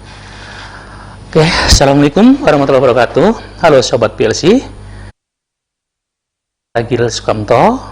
Kali ini saya akan membahas soal yang berhubungan dengan TIU, khususnya TIU bidang numerik. Sahabat PLC, seperti biasa, kalau kita bicara TIU, kan ada beberapa komponen. Ada tentang verbal, ada numerik, dan ada figural. Nah, kali ini saya akan membahas soal yang berhubungan dengan numerik saja. Oke, sahabat PLC, bisa diperhatikan soalnya. Tapi sebelumnya, saya mau sampaikan bahwa berdasarkan Kemenpan RB tahun 2019, untuk soal-soal TIU, kemampuan verbal misalkan, itu ada beberapa poin yang sahabat PLC harus perhatikan dengan baik. Yang pertama tentang sinonim, yang kedua tentang analogi, dan yang ketiga tentang silogisme. Nah, sedangkan untuk TIU numerik, itu yang harus jadi atensi dari sahabat PLC semua adalah yang pertama, tentang operasional dasar bilangan. Ini meskipun kelihatan mudah, tapi kembali lagi, karena mengingat soal-soal di CPNS itu adalah dibatasi oleh waktu, jadi pola kerjanya, cara kerjanya harus seefektif dan seefisien mungkin. Kemudian yang kedua, ada tentang baris dan deret bilangan. Kemudian yang ketiga, tentang perbandingan. Dan yang keempat, yang jangan dilupakan juga adalah apa? Bagaimana cara menganalisa suatu permasalahan, khususnya untuk soal-soal cerita. Nah, sedangkan kemampuan figural, itu sahabat PLC harus perhatikan tentang rotasi, kemudian tentang analogi, dan kemudian yang berikutnya tentang yang perbedaannya. Oke, sahabat PLC, sudah siap semua? Kita mulai dengan soal nomor 41.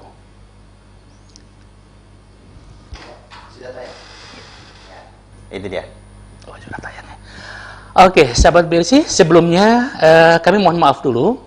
Karena soal yang sudah sahabat PLC tadi kerjakan, ada sedikit kesalahan pengetikan. Oke, nah untuk lebih jelasnya, perhatikan soal yang sudah kita review.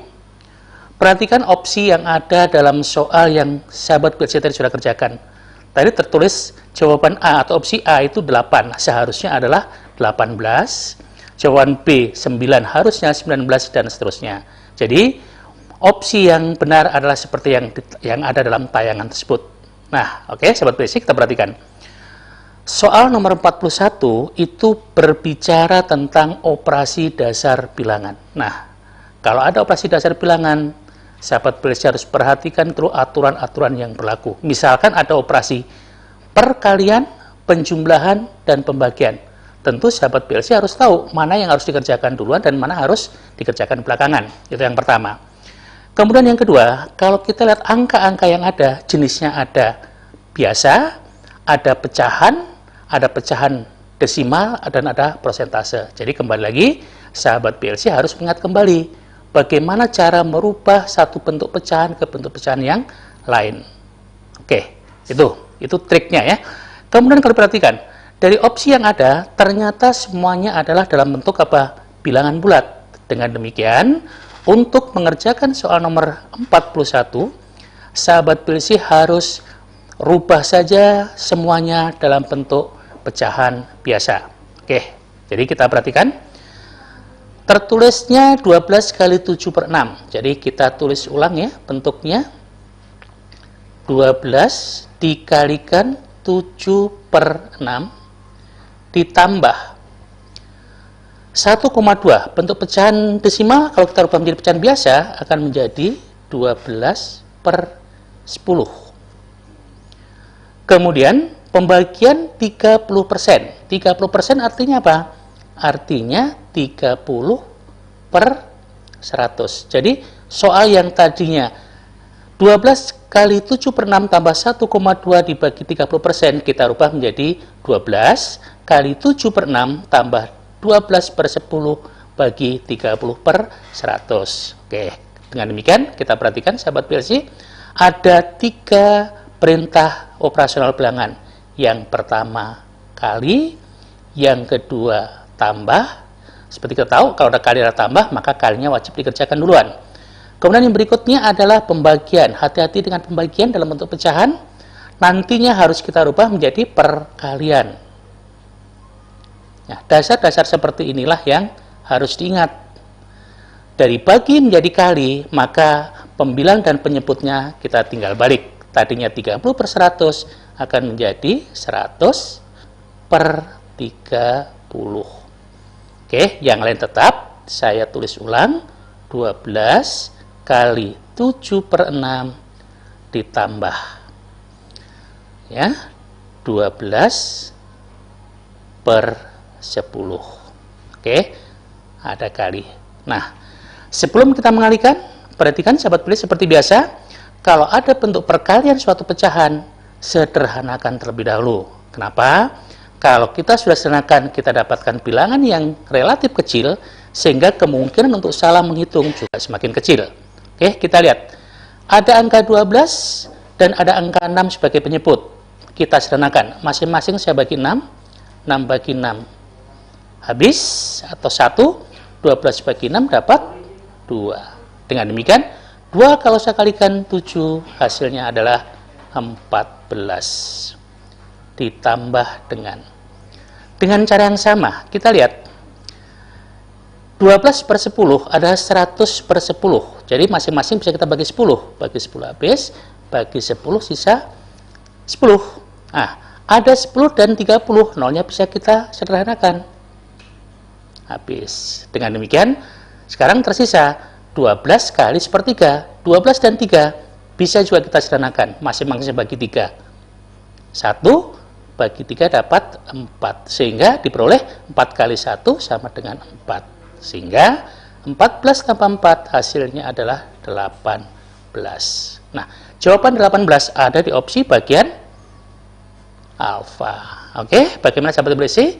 Cukup mudah kan? Ya. Oke.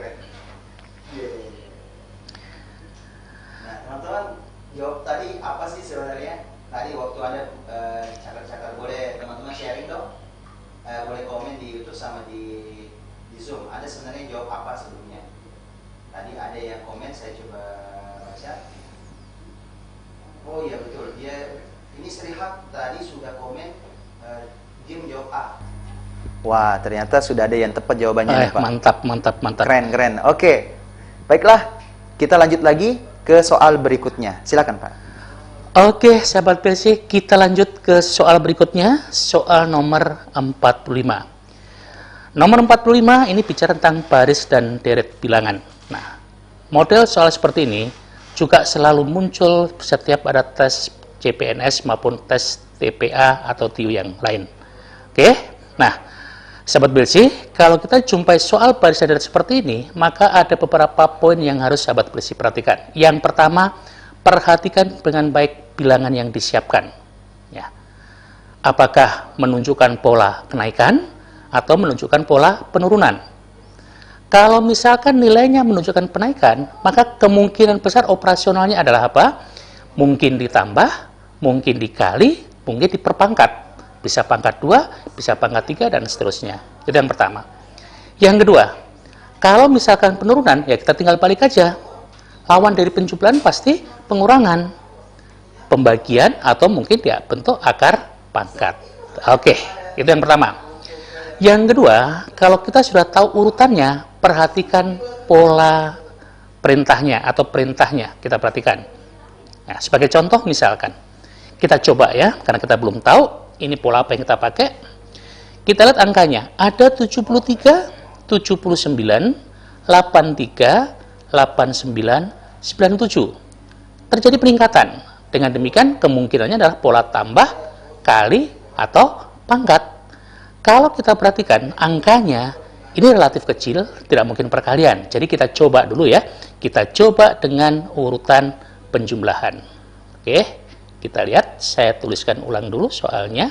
73, 79, 83, 89, 97. Setelah ini adalah A, dan berikutnya adalah B. Kita coba dulu. Jadi, coba dengan cara yang biasa. Kita perhatikan. Dari 73 ke 79 terjadi peningkatan. Kita cari selisihnya. Oh, ditambah dengan 6. Kita lihat. 79 ke 83 itu bertambah 4. Masih belum terbentuk pola atau bentuk perintah. Coba kita perhatikan deretan berikutnya. 83 ke 89 ini bertambah 6. Sedangkan dari 89 ke 97 itu bertambah dengan 8. Oke, kita lihat. Kalau ada penjumlahan tambah 6 atau selisih 6, selisih 4, selisih 6, kembali selisih 8, kita bisa menduga, ya. Kita menduga bahwa polanya adalah untuk bilangan urutan pertama yaitu urutan ganjil itu bertambahnya 6. Ya, kita lihat angka deret pertama ke kedua bertambah 6. Kemudian 3 ke 4 juga bertambah 6. Nah, 97 ke A kemungkinan bertambah 6. Nah, kita lihat. Sehingga 97 tambah 6 di sini A-nya adalah 103. Oke, kita lihat. Kemudian untuk urutan yang genap atau urutan kedua, keempat, keenam dan seterusnya, kita lihat. Di sini bertambah dengan 4, di sini bertambah 8. 4 ke 8 selisih 4 atau bisa juga dikalikan 2. Jadi kita coba dua kemungkinan. Mungkin B yang pertama 48 ditambah 4, berarti di sini kemungkinan ditambah 12. Kita coba dulu. Sehingga 103 ditambah 12 dapat 115. Sehingga kalau kemungkinan pertama saya jumlahkan diperoleh 208. Kita lihat.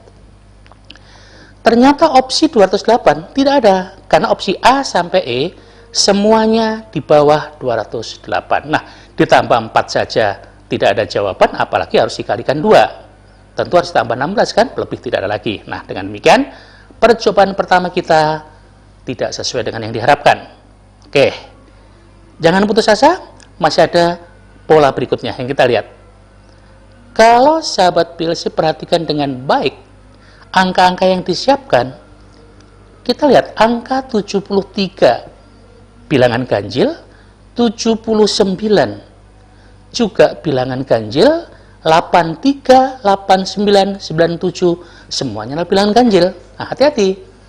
Kalau itu dalam bentuk bilangan ganjil, berarti kita patut curiga bahwa bilangan yang dimaksud adalah bilangan prima. Kita uji, betulkah 73 itu bilangan prima? Iya, betul. Karena 73 tidak bisa dibagi dengan bilangan berapapun, kecuali dengan dia sendiri.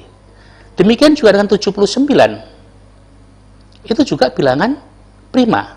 Nah, dengan demikian jelas, dalam soal nomor 45, yang dimaksud bukan urutan yang diminta, tapi apa? Menyebutkan bilangan prima yang berurutan dimulai dari angka 73. Oke, dengan demikian, kita lihat.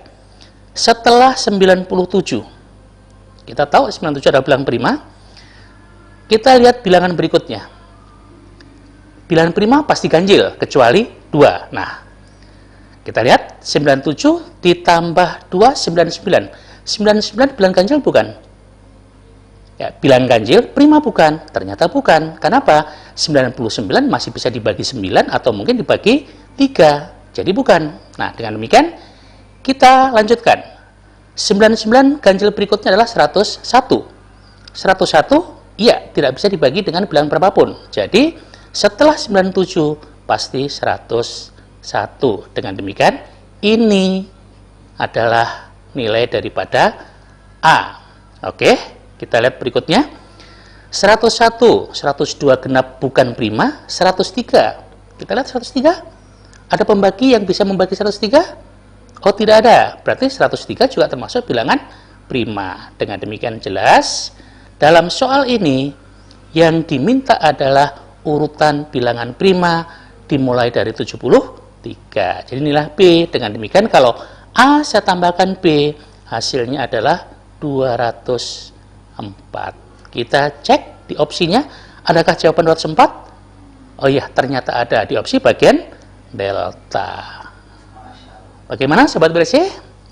Ya, udah ya? Ya, Pak Ragil, ternyata yang benar di sini kan ada 3 orang yang jawab nih. Iya.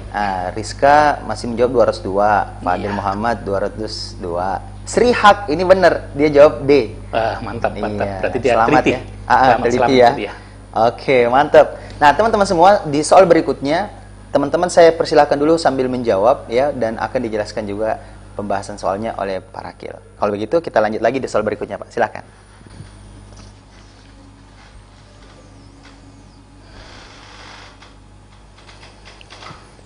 Oke, sahabat PLC, kita lanjutkan soal berikutnya nomor 48. Ini soal yang sangat mudah sebenarnya. Kuncinya adalah satu, sahabat PLC tidak melupakan ya aturan menentukan luas dan keliling dari suatu bangun datar. Sederhana, tapi syaratnya satu, tidak boleh ada yang lupa. Oke, karena kita bicara apa? Bicara persamaan. Kapan persamaan itu kita lupakan, tentu saja kita bisa menjawab. Itu yang pertama. Nah, terus yang kedua, kita lihat soalnya, nomor 48. Ternyata dalam soal nomor 48, kalau kita perhatikan opsinya, semuanya masih dalam bentuk X dan Y. Artinya apa? Artinya nomor 48 ini, sahabat PLC tidak perlu menentukan berapa nilai atau angka akhirnya. Ya, karena kita hanya diminta untuk membandingkan apakah X lebih besar Y, X lebih kecil Y, sama dengan, atau dan seterusnya. Jadi, nomor 48 itu kita hanya membandingkan persamaan yang ada dalam soal tersebut. Oke, kita lihat ya, sahabat PLC. Nomor 48 bicara tentang lingkaran. Lingkaran adalah bangun datar. Bicara bangun datar hanya dua kemungkinan. Sahabat PLC disuruh mencari luas atau diminta untuk mencari keliling suatu bangun. Oke, kita lihat. Kalau saya bicara lingkaran, ya, bicara lingkaran. Kalau saya bicara luas, kan tadi X-nya adalah luas. Luas lingkaran apa? Rumus yang kita gunakan? Iya, betul sekali. VR kuadrat. Oke. Sedangkan keliling lingkaran berarti Y-nya sama dengan 2 kali V kali R. Oke, jadi kuncinya sahabat PLC harus ingat persamaan apa yang digunakan kalau kita bicara tentang luas keliling bangun datar. Oke, sekarang kita masukkan ke dalam soal. Dalam soal diketahui jari-jari lingkarannya 2 cm. Jadi, kalau jari-jari simbol R saya ganti dengan angka 2, ini akan berubah menjadi V kali 2 kuadrat. 2 kuadrat sama dengan 4, berarti apa di sini? 4 kali V. Oke. Berikutnya, keliling 2VR. R-nya kita ganti dengan angka 2, berarti 2 kali V kali 2. 2 kali 2, 4, berarti 4V. Nah, dari data yang ada, ternyata jelas luasnya 4V, kelilingnya juga 4V. Jadi kesimpulannya apa? Kesimpulannya bahwa luas X-nya sama dengan keliling Y-nya. Jadi, X sama dengan Y. Ada di opsi bagian Bravo. Oke, jadi 48 jawabannya adalah B. Oke? Nah, saya pikir hampir mayoritas pasti benar dugaan saya. Bagus banget nih buat teman-teman yang sudah menjawab B, berarti saya coba cek nih. Di chat yang menjawab Rizka Hidayanti yang benar.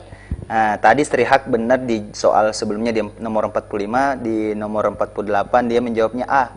X lebih besar daripada Y. Ternyata yang benar sekarang adalah Rizka Hidayanti. Oke, selamat buat Rizka Hidayanti. Ya, oke. Buat teman-teman di YouTube juga boleh cek ya. Di YouTube Anda boleh share dan silakan simak pembahasan soal berikutnya. Silakan, Pak. Oke, sahabat PLC, berarti kalau nomor 48 masih ada yang belum benar, kesimpulannya berarti ada yang dilupakan materi dasar ini. Oke, kita coba lanjut ke soal berikutnya. Soal nomor 51. Nah, soal nomor 51 bicara tentang soal cerita. Jadi kalau sahabat PLC jumpai model soal cerita seperti ini, maka sahabat PLC harus betul-betul perhatikan inti permasalahan yang ditanyakan dalam soal tersebut adalah apa, berdasarkan data yang ada. Oke, kita lihat. Kita coba ya, perhatikan dengan baik. Dalam soal dikatakan, tebal satu buku yang terdiri dari 7 modul adalah 2023 halaman. Apabila ada 14 modul terbagi dalam 14 buku, maka total halaman yang ada dalam 10 modul pertama adalah. Jadi perhatikan, yang diminta adalah apa? Mencari hubungan antara modul dengan banyaknya halaman. Oke, kita lihat data pertamanya tadi. Datanya adalah ada satu buku terdiri dari 7 modul sebanyak 2023 halaman. Berarti kalau satu modul berapa ya?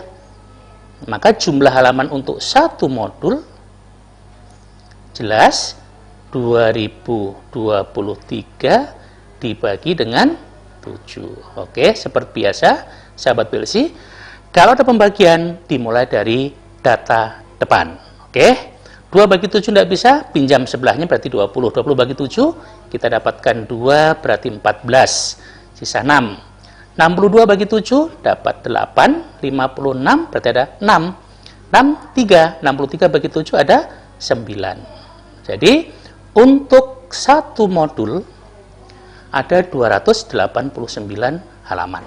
Nah, sekarang pertanyaannya adalah kalau 10 modulnya? Oke, kita lihat kalau 10 modul. Berarti tinggal jumlah halaman per modulnya aja dikalikan. Berarti 10 per 1 dikali 289 diperoleh 2890. Ya. Nah, yang tanyakan apa? Banyaknya halaman atau total halaman. Namanya total kita jumlahkan aja. Berarti 9, 8 tambah 9, 7. Kita lihat. 79 terakhirnya, semuanya 79. Berarti masih kita kerjakan lagi. 2 tambah 8, simpan 1, 11. Berarti ada 1. Cari jawaban yang angka ketiga dari belakangnya angka 1. Berarti A pasti salah, B pasti salah, C mungkin, D pasti salah, E juga salah. Dengan demikian, hanya satu kemungkinan yang benar, meskipun saya nggak selesaikan, maka jawabannya pasti Charlie. Oke, ini salah satu trik untuk apa? Mengefektifkan waktu dan mengefisienkan cara kerjanya. Jawab A ya, Srihak.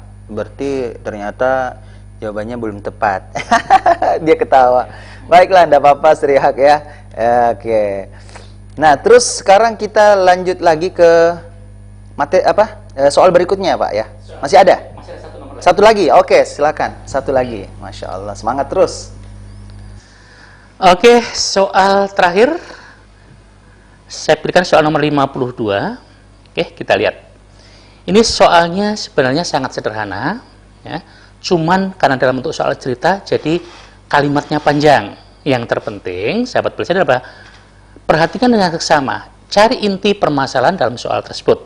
Oke, kita lihat. Dalam soal dikatakan, upah pekerja dalam 5 hari kerja adalah X dolar. Dalam 1 bulan, terdapat 28 hari, yang mana 8 hari dalam bulan tersebut adalah hari yang tidak digunakan untuk bekerja. Artinya, dari 28 hari dalam 1 bulan itu, 8 harinya mereka off. Berarti tidak ada yang kerja. Ya. Kalau tidak bekerja, tentu tidak dapat upah. Nah, yang ditanyakan adalah, jika ada 1 hari libur di bulan itu, maka berapa total pendapatan atau upah dalam sebulan pekerja tersebut? Oke, sahabat PLC, perhatikan data yang ada. Tadi katakan, kalau 5 hari kerja, upahnya adalah X dolar. Nah, dalam 1 bulan katanya apa? Ada 28 hari. Jadi saya tuliskan, ada 28 hari. Kita tahu kalau 28 hari, berarti ada 4 minggu. Nah, kalau dalam 4 minggu itu nanti ada hari yang mereka libur, ya kita lihat ya. Jadi liburnya adalah 8 hari. Ya, dikatakan dalam 1 bulan libur 8 hari plus ya libur dalam artinya dia tidak bekerja, kemudian ditambah dengan 1 hari liburnya lagi, berarti dia nggak dapat upah lagi. 1. Jadi kalau kita perhatikan 28 kurang 8, 20 kurang 1 dapat 19. Jadi yang ditanyakan sebenarnya adalah bagaimana kalau dia 19 hari kerja, berapa ongkos yang didapatkan? Kan seperti itu. Oke, kita lihat datanya. Kalau 5 hari sama dengan X, Kalau 19 hari berapa? Tentu kita menggunakan perbandingan lurus. Kenapa? Semakin banyak hari kerjanya, tentu upahnya juga semakin besar. Itu namanya perbandingan lurus. Ya, karena perbandingan lurus, langsungkan saja. Harinya kita bandingkan, 19, dibagi dengan pembandingnya adalah 5, dikalikan besar upahnya, X dolar. Oke. Kita selesaikan. 19 bagi 5, seperti ya, dapat 315 simpan 4, 4/5 X. Atau kalau kita rubah menjadi dalam bentuk desimal, pasti 3,4/5, 0,8, berarti 3,8 X dolar. Itulah upah yang didapatkan oleh pekerja tersebut kalau dia bekerja selama 19 hari pada bulan tersebut. Jadi 3,8 ada di opsi bagian terakhir atau bagian E. Oke, bagaimana sahabat PLC? Banyak yang benar pasti. Ya, Masya Allah. Nah, teman-teman semua, jadi dari sini kita sudah bisa ngecek nih bahwa kita sudah mengukur kemampuan kita lewat tryout. Nah, boleh kembalikan ke layar utama. Ya, di layar utama boleh. Nah,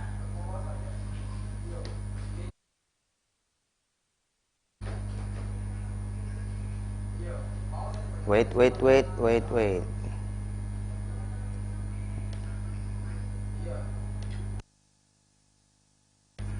Oke, mohon maaf, hotspotnya lagi mati. Nah, baik, lanjut lagi. Oke, itulah tadi rangkaian pembahasan soal TIU yang dimana teman-teman sudah bisa ngecek sendiri bahwa oke, ternyata kemampuan saya bisa segini ya, bisa jawab soal-soal sedemikian rupa. Dan alhamdulillah teman-teman sudah bisa membaca ya bagaimana teman-teman bisa lulus dengan cara rajin terus untuk mengerjakan soal-soal.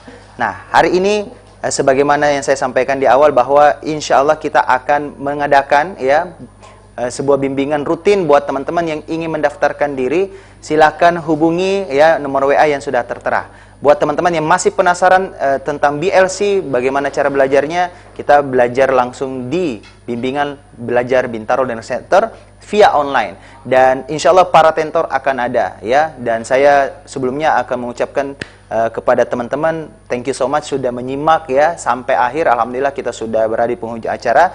Saya mengucapkan terima kasih juga pada tentor Parakil. Makasih banyak Pak. Alhamdulillah tadi sudah memberikan langsung ilmunya kepada kita. Semoga bermanfaat untuk seluruh ya pemirsa dan juga peserta tryout hari ini. Saya Sarwanika Sarbini menutup ya rangkaian acara kita dengan sama-sama kita membaca Alhamdulillah. Ya, saya Sarwanika Sarbini menutup acara ini dengan wassalamualaikum warahmatullahi wabarakatuh. Sampai jumpa lagi di acara berikutnya. Bye-bye.